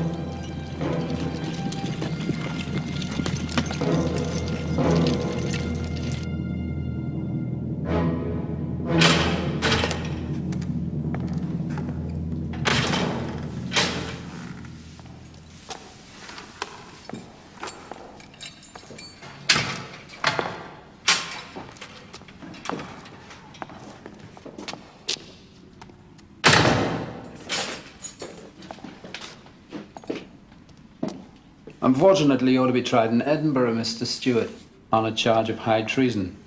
So I won't have the pleasure of hanging you myself. I can't deny it's a disappointment, but the law's the law.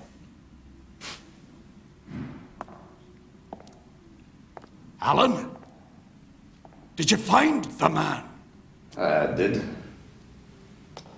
It's too late now. He's dead. Then all is lost. They try me tomorrow. A whole pack of Campbells, just as you said. Dear God. To think I brought this on you. I brought it on myself. That's nonsense, man. I let a stubborn old fool do what he thought best. I knew more. Curse you, Alan Breck. Will you quarrel with me on the very steps of the scaffold? I should have forced you into the hills. I never would have run. You'd have had no choice. Not at the end of my dark.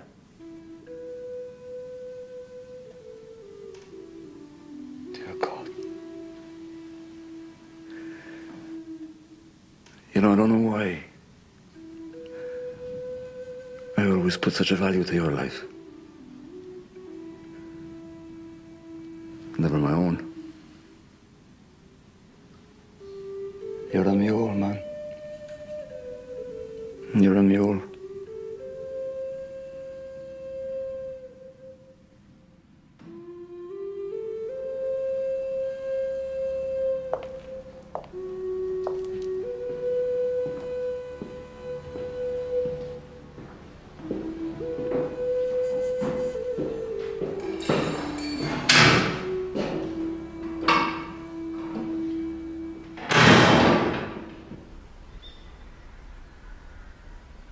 We'll not let him hang. We must do something. What? Rouse the MacDonalds. March on Fort William, Michael. Why not? You're talking nonsense, girl. I agree. You're not a fighting man, Mr. Balfour. You say so yourself. No, but I flatter myself that I have a brain. Now, if we Mr. Balfour... Wait! If we can contrive to give Alan the means, I believe he can effect his own escape. That's true. In the hands of such a man, a pistol or a dirk. Well, it'd be as good as a key to him. But how? Are you known by sight to any at the prison? No. Nor am I. Now, if we can stop quarrelling for 1 minute, then perhaps we have a chance.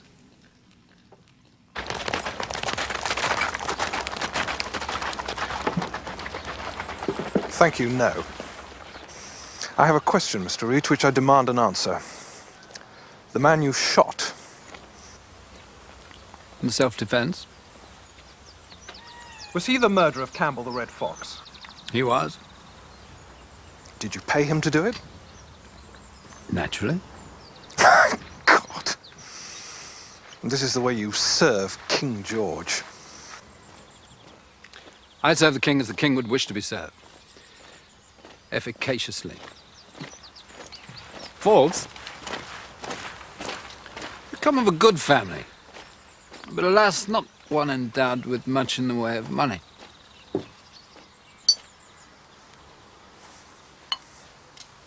What do you mean, sir? Well, since you have not the means to purchase promotion, you must get it by your own merit. And your superiors think very highly of your merit, Captain. My superiors?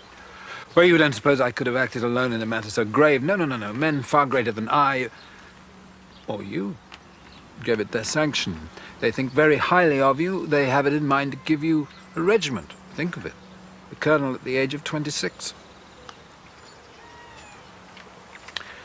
No, you see, Campbell of Glenure is not a sound man. Too soft on his own people. I am a sound man. And I believe you are too. A thoroughly sound man.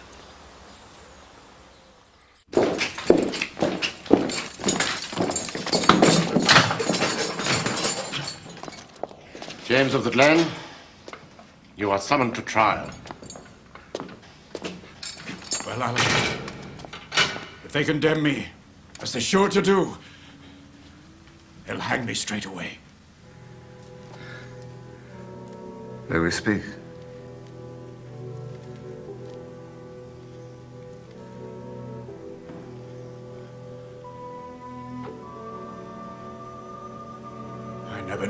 lost for words. It's not the end, Alan. We'll carry on our quarrels in a better place than this. It's time. Trust in God, Alan! His mercy and his justice!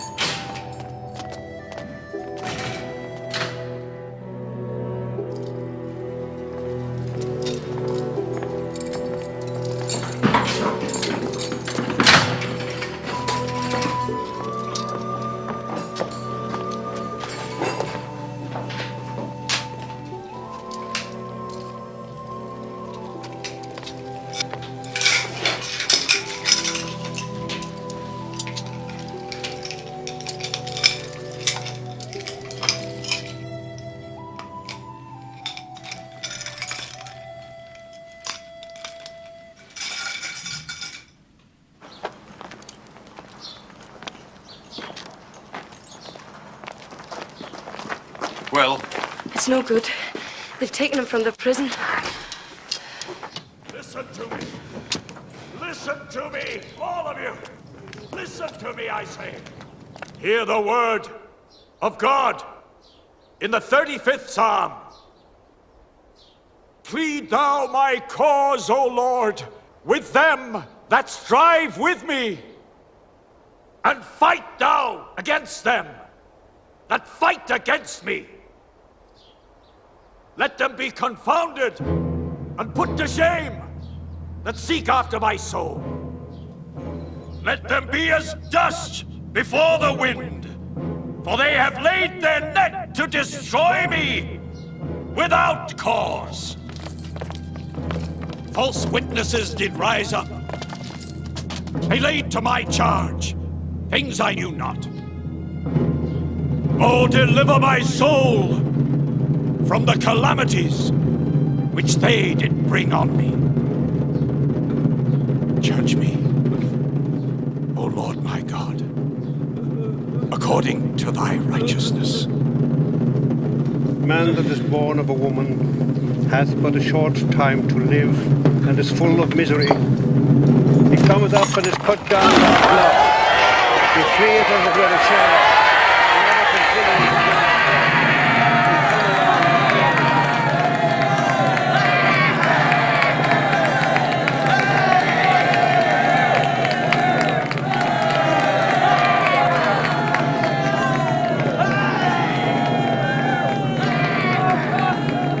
Feeling rather hungry, Captain.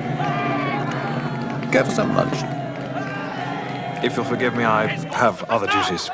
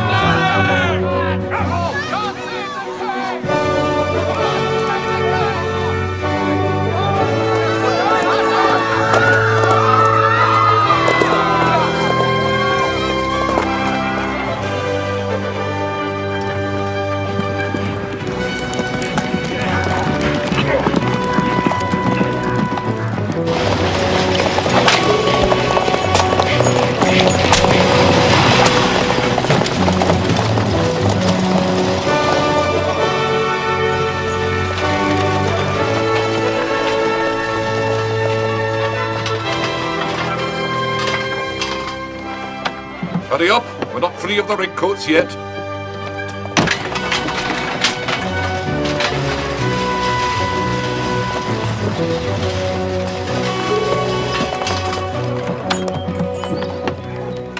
Now, the sooner you're in the lowlands, the better for you and for me. The coach, we could bring them there in a few days. We've done enough, more than enough. We'll go home and lie low.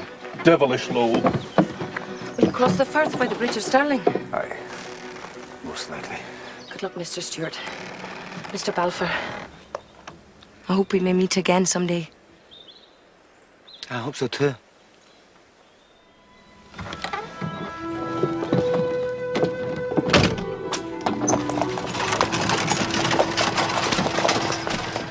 Let's get you back to the lowlands, Davy, and your house ashores.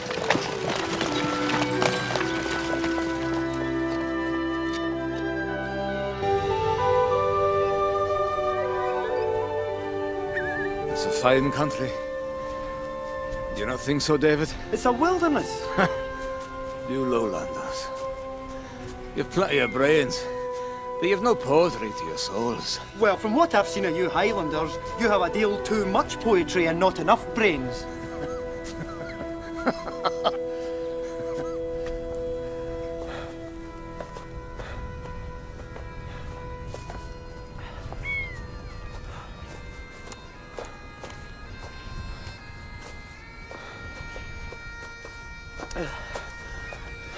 That's the hue of Corinaki.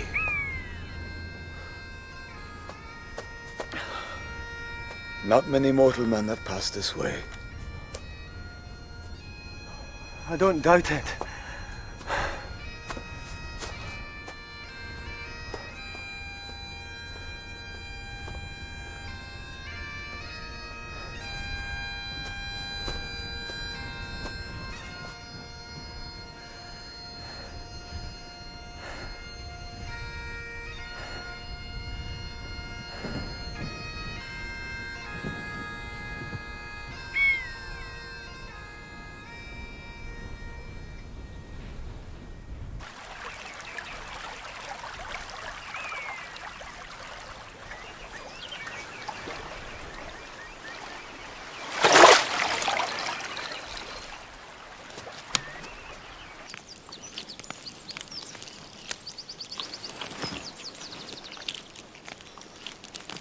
Really excellent. Very good. Could do with a little salt, but it's very good.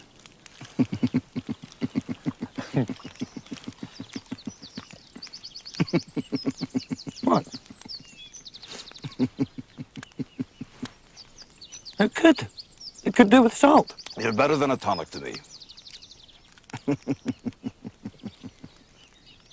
Sometimes I don't understand you at all. I've often observed.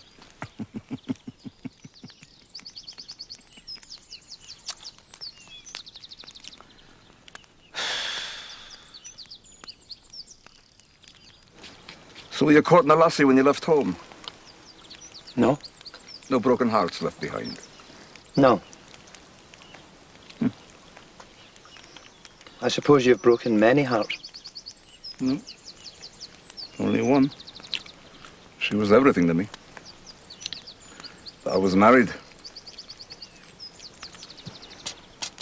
My sword.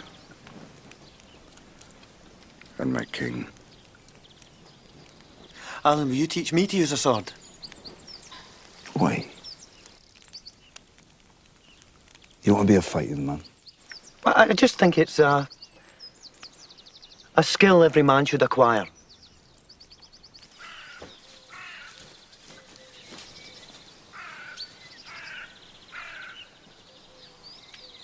En garde. Allez.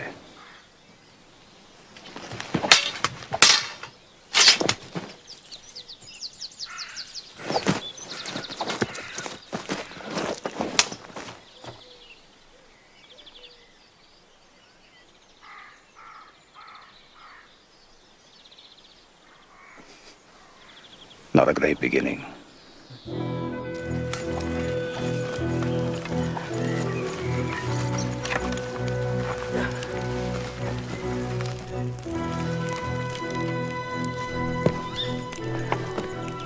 Not bad, Davy. Just don't hurt yourself.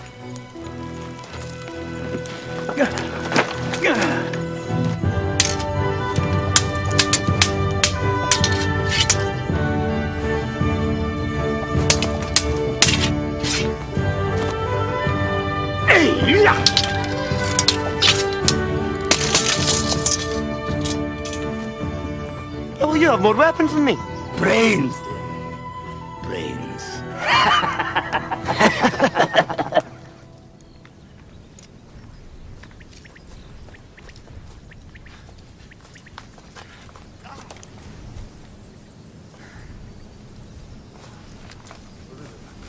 What is it?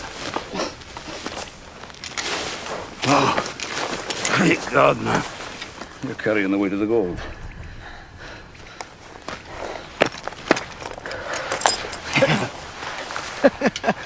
You look drunk, huh? No, I'm fatigued as well. You're right. Aye. Have a sleep. Just give me 10 minutes, and I'll be fine.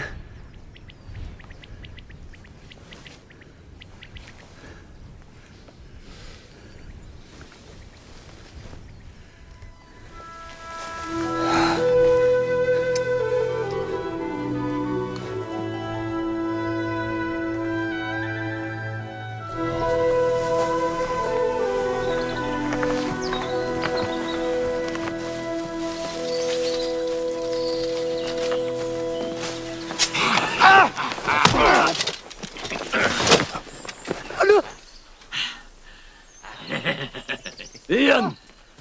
Get a grip on yourself, man. Francis, look at you, God love you, you're fat as a cow. There's your old man.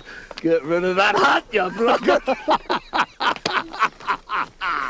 Davy, these are the sweetest lads you'll ever have a chance to know. It's a rare privilege you'll have in your life to meet men like these. Come along, lads. Where is the blackguard, huh? Where is he? These are the sons of Clooney Macpherson, man. We fought the English together. He's wanted by the Crown. The Crown, the Parliament, and the Redcoats. He's probably more hunted than I am myself. I thought he was in hiding in France. Nah, Clooney lives like a fighting cock in his own country. With his own people. You'll have a taste of the real hiding life now, man. Oh. What is it? Don't die on me now, Davy. Come along. You're a lowlander, through and through. No strength. You're carrying the weight of the gold. Come here, I'll carry you both. You'll have a rest in Clooney's cave. Clooney! I live like a lord, man. I'm not one to sit and twirl my thumbs and moan about the great days gone by. They'll come back again. They can lay old Scotland to a copper plaque to that.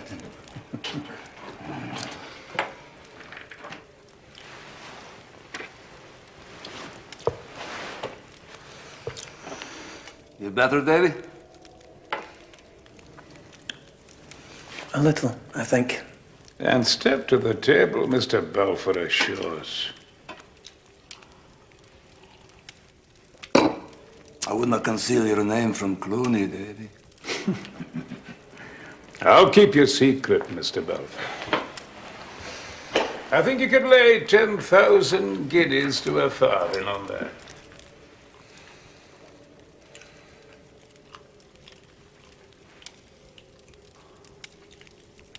Eat, Davy. I make you welcome to my house, which is a queer, rude place for certain, but one where I've entertained a royal personage. Doubt you should know the personage I refer to, Mr. Stuart, since you bear his name. Aye, and a bonny, gracious, spirited prince he is, and mighty partial to his dram. I drink a toast to his father, the king o'er the water. To the king.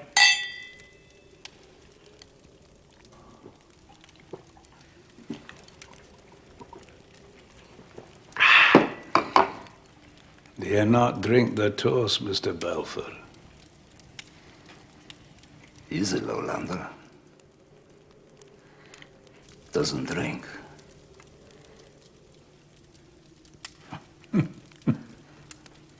Doesn't drink. I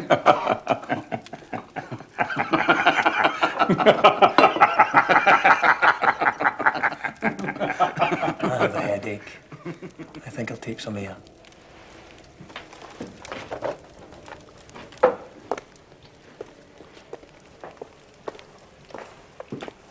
Mr. Balfour assures, eh? And what would his politics be, Alan? I had hopes of improving them.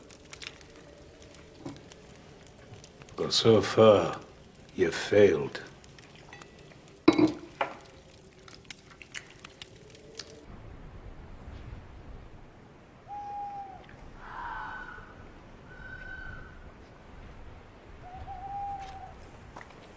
How's your head, Mr. Balfour? Better? Would you do me the honor of joining us in a game of cards? Mr. Stuart here proposes, so he says, to fleece me down to the stitches in my pocket. I prefer not to, sir. Are you afraid to wager your money, Mr. Balfour assures? Ah, you have the look of He's a tight-fisted man. He's a tight-fisted man. I could plead sickness as the cause of my refusal, sir. But I will not. I made my father a promise never to gamble at the cards, as it is no business of a Christian or of a gentleman. Oh, the devil is this fucking accountant! Nolan! Steady! He's Cloney McPherson to be preached to in his own place! Oh, man, you've sons of your own! Well, what's that got to do with You it? expect him to honour your notions of what's right? I'd better all they'd feel the back of my Allow hand! him the same duty! No, then I'll give it him away! Come away! Inside, prim and proper! Inside! Yeah.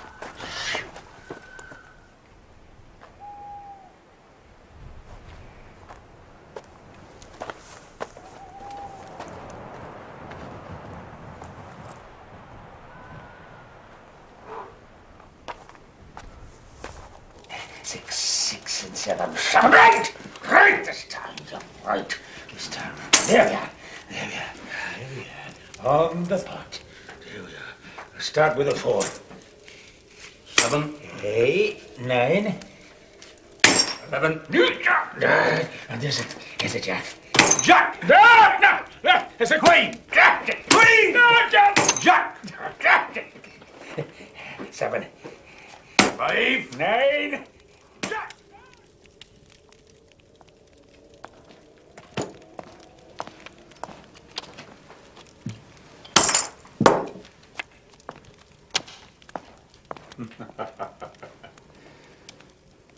Your fleece, Mr. Stuart. Have you more in your pocket, or only stitches? Or can you use this? Hey!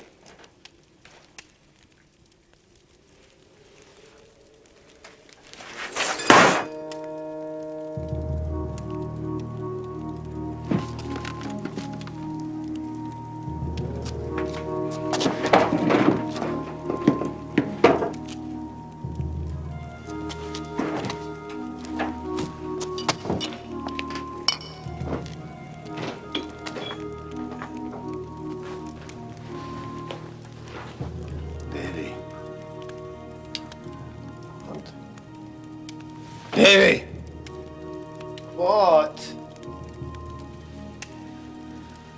Take that. What? Give me a loan. Money.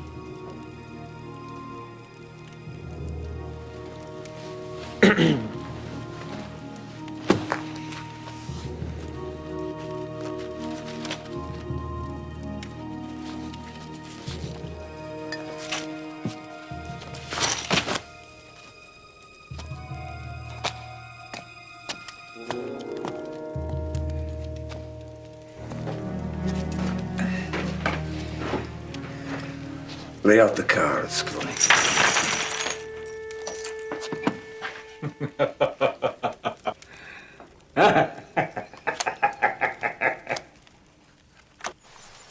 Did you win? Did I win?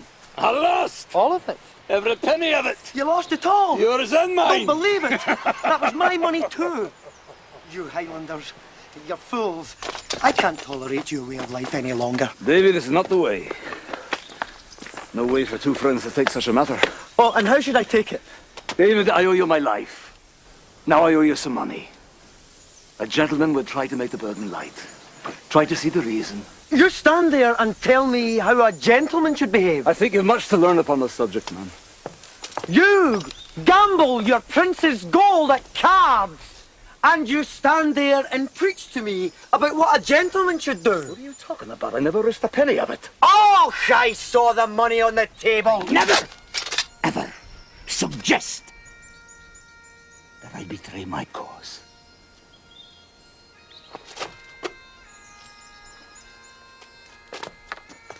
Why not? Your cause is lost, isn't it? It's the past. Scotland decided. We chose King George. Who's going to rise up against us? You? You?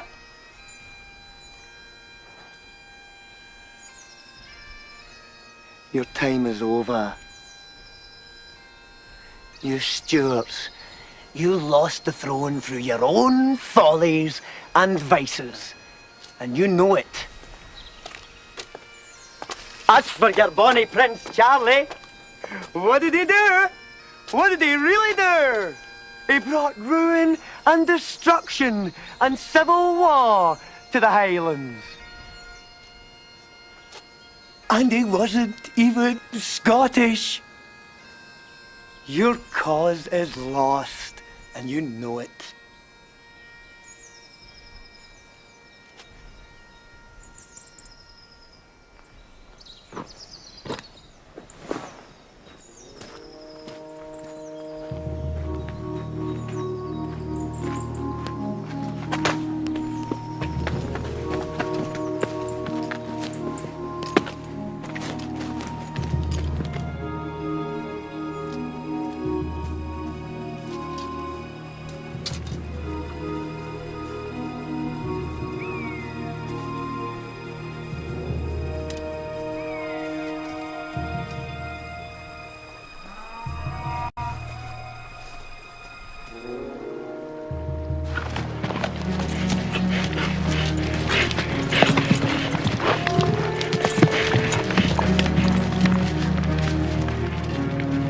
They're over there, just beyond the hill.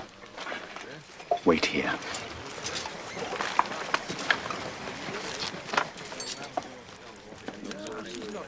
Captain, they've been sighted. Where? About 2 miles to the north. Sergeant? Sir! Fall in the men. Sir! Stand to, men! Stand to! First company! Withdraw your pickets! There we are, Captain. Company, form up here! Patience and perseverance. Quick about it, out! Powder, shot, bandits!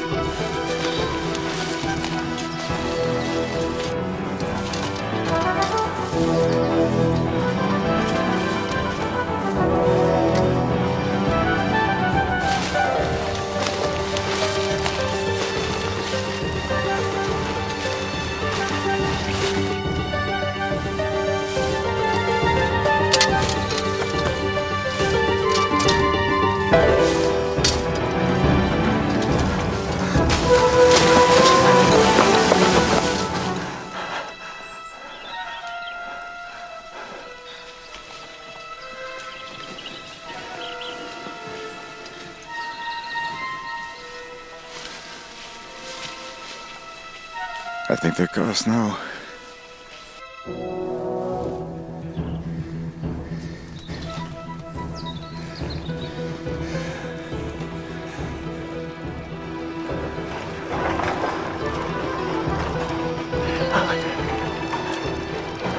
It's McDonald's coach.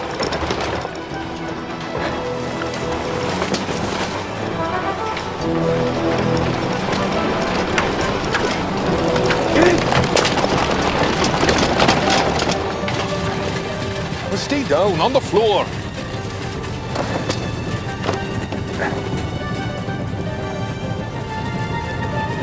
Stand to, men.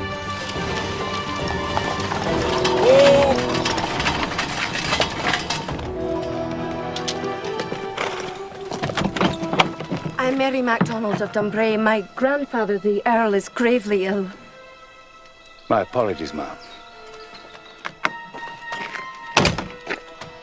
Let them pass.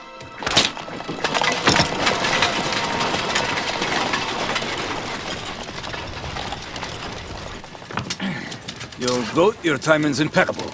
It's Mary I have to thank. I said it could cost us our necks. I said Alan Breck needed no aid from us, but she wouldn't have it. Grandfather. Mr. Balfour's health, it seems, is her great concern.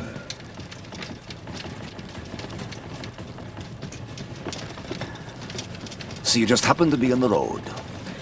We were fairly certain that you'd make for the Bridge of Stirling, so we took a lodging in the inn and waited.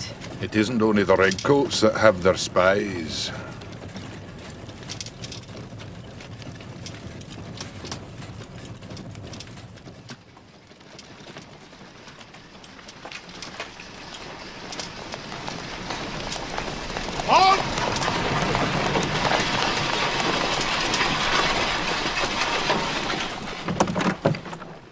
What the devil are you at? Let me pass.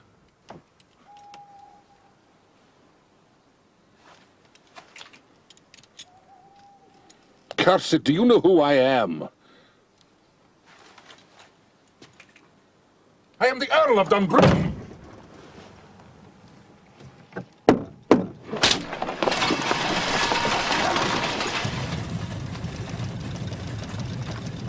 We're almost safe, Grandfather.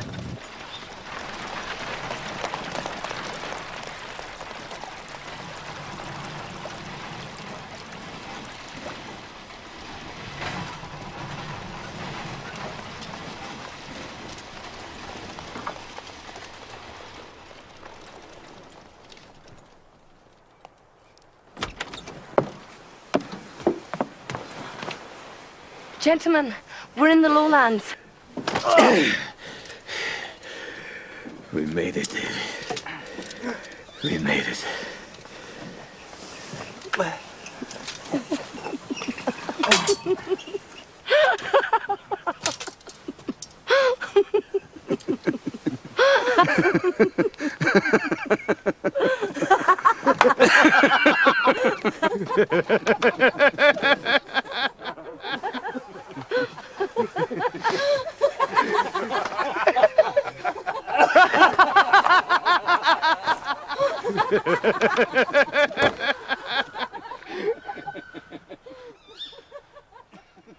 The Earl passed by several hours ago.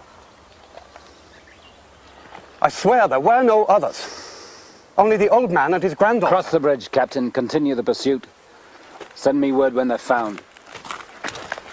You want me to pursue them on my own? I have no authority beyond this point. If they're mine to hang, bring them to me, Captain. Sir. Do you want promotion? Get on with it.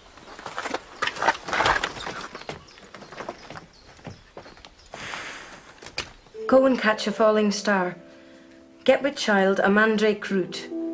Tell me where all past years are, or who cleft the devil's foot. Teach me to hear mermaids singing, or to keep off envy's stinging, and find what wind... Miss MacDonald, I wanted to thank you for coming to our aid. And I wanted to apologize to you. I believe I called you a savage. There's no need to apologize. Well, I take it back unreservedly. Forgive me, Mr. Balfour, but you're so serious. I go this morning to learn my fate from the lawyer Rankler. You come back and tell me how it turns out? And if you got your estate back? I would like that very much.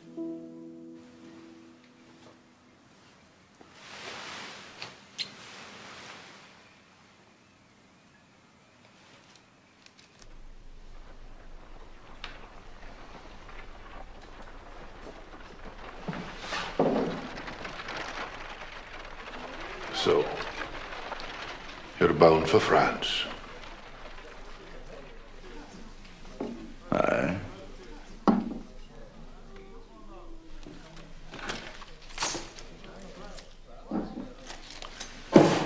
Well, take that with you when you go.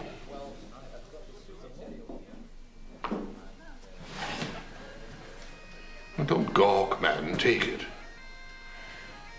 And you can tell His Majesty he still has loyal friends among the MacDonalds of Dunbray. Will you shake the hand of an up and Stuart?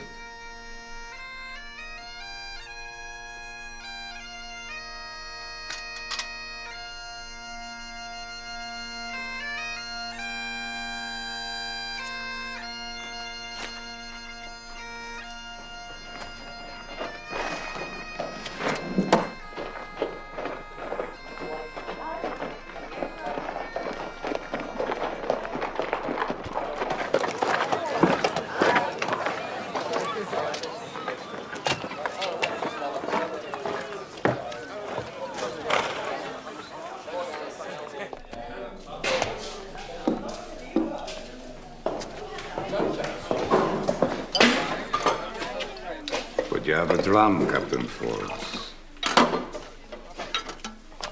What would we drink to? The future and the demise of Mr. William Reed.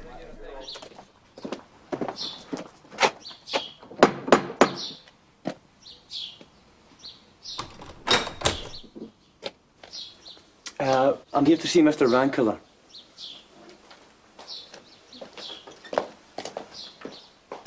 There is no great mystery, Mr. Balfour, and there was no great wrong. Until your uncle's wicked attempt at kidnap, at which I still shudder. Your father, Alexander Balfour, and his brother Ebenezer both fell in love with the same lady, a Miss Pitaro. My mother? Aye, your mother. The estate of Shaws is entailed. Do you know what that means? I know, sir. It means that it can never be sold, but must be passed on entire from generation to generation. Now, your father was the firstborn son. I discovered that. He therefore inherited Shaws. Your uncle Ebenezer had nothing, except the misguided affection of Miss Pitaro, which he used to force a bargain. Your father to make over his rents, your uncle to give up the lady. My father gave away all his rents for the love of my mother. Aye, he did. But only for his lifetime. The day that he died, you became the legal owner of Shaws. You are the owner. Small wonder that Ebenezer wanted you dead.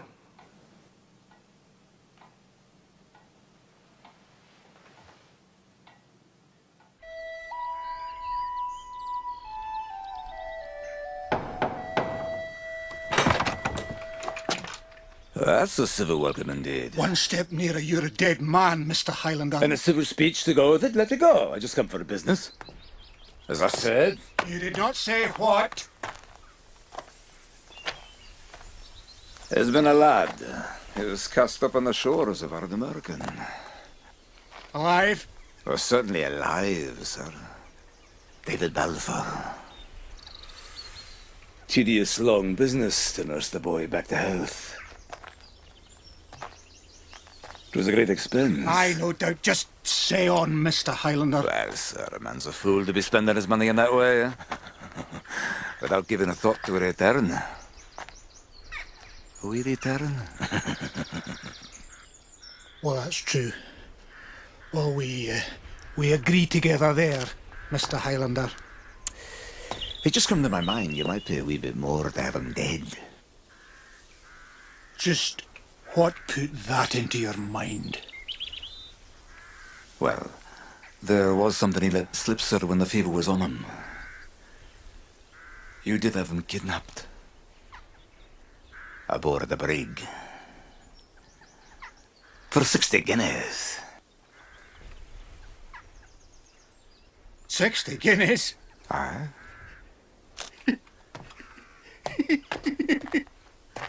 Did he say that? I never paid a penny piece, man. I didn't have to.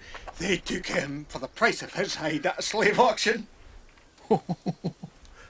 Kid, that cost me nothing. Not a copper coin. That will serve excellently well. Good day, Mr. Balfour. May I present Mr. Crawford? He is a magistrate. He heard every word and will witness to it. There is another door. I have the key.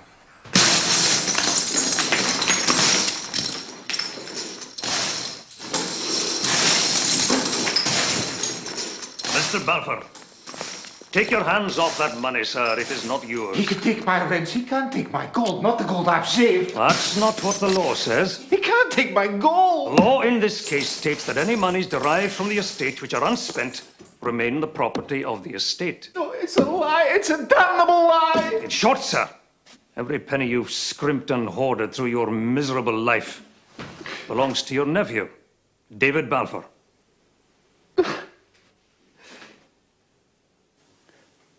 Poor miserable wretch.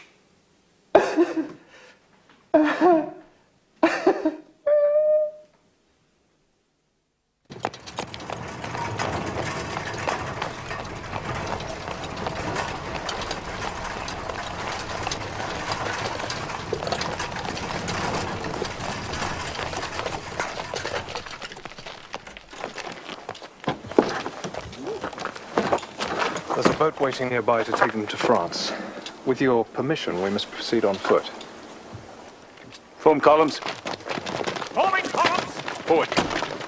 Double forward!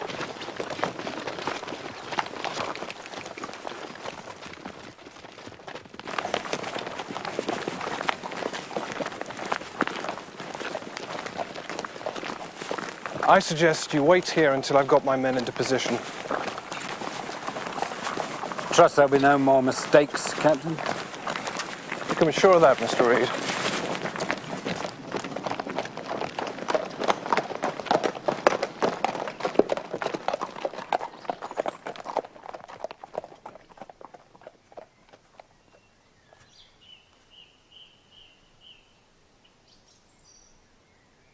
Better left wheel! Forgive me, sir, but this isn't the way to the coast, surely. We're not going to the coast, Lieutenant. We're going back to the barracks at Cramond. But, sir, That was Mr. Reed's order. Did you question it? No, sir, of course not. Very wise. He's not a man to cross. Carry on, Lieutenant. Come on.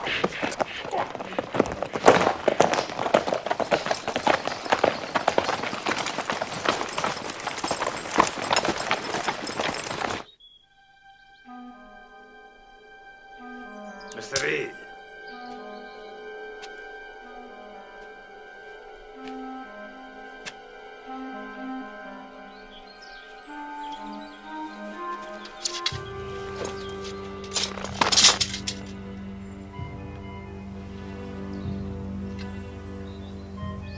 You're mistaking me for a gentleman, Mr. Stuart. I've no intention of fighting you. You'll have to kill an unarmed man. And I wonder which is the greater, your sense of honor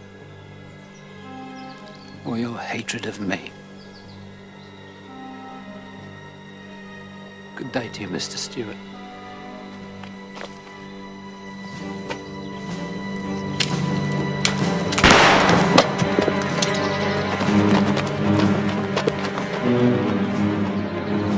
Drive on!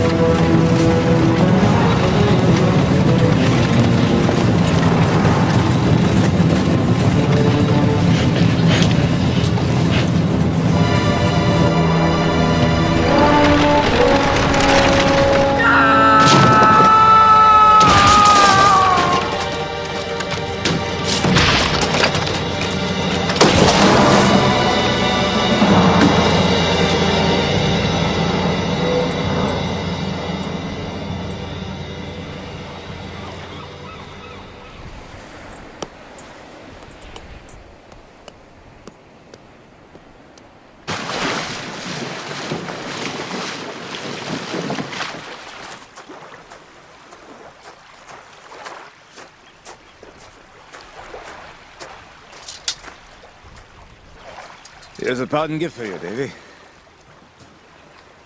I can't take your sword, Take Alan. it. I got no use for it now. You hanging on the wall in your great house.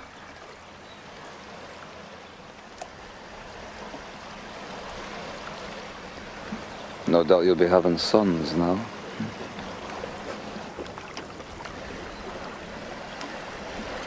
You could tell them it came from kings.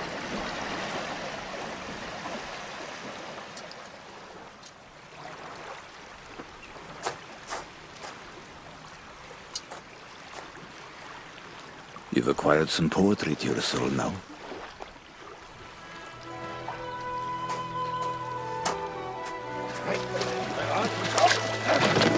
Go away now.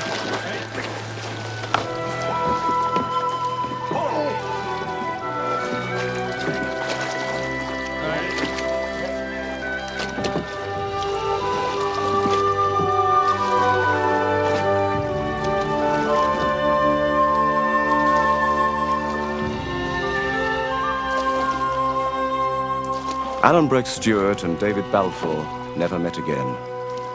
Alan went on to have a distinguished career in the French army. He died in Paris at the age of 65. David Balfour married Mary MacDonald, and Alan was right.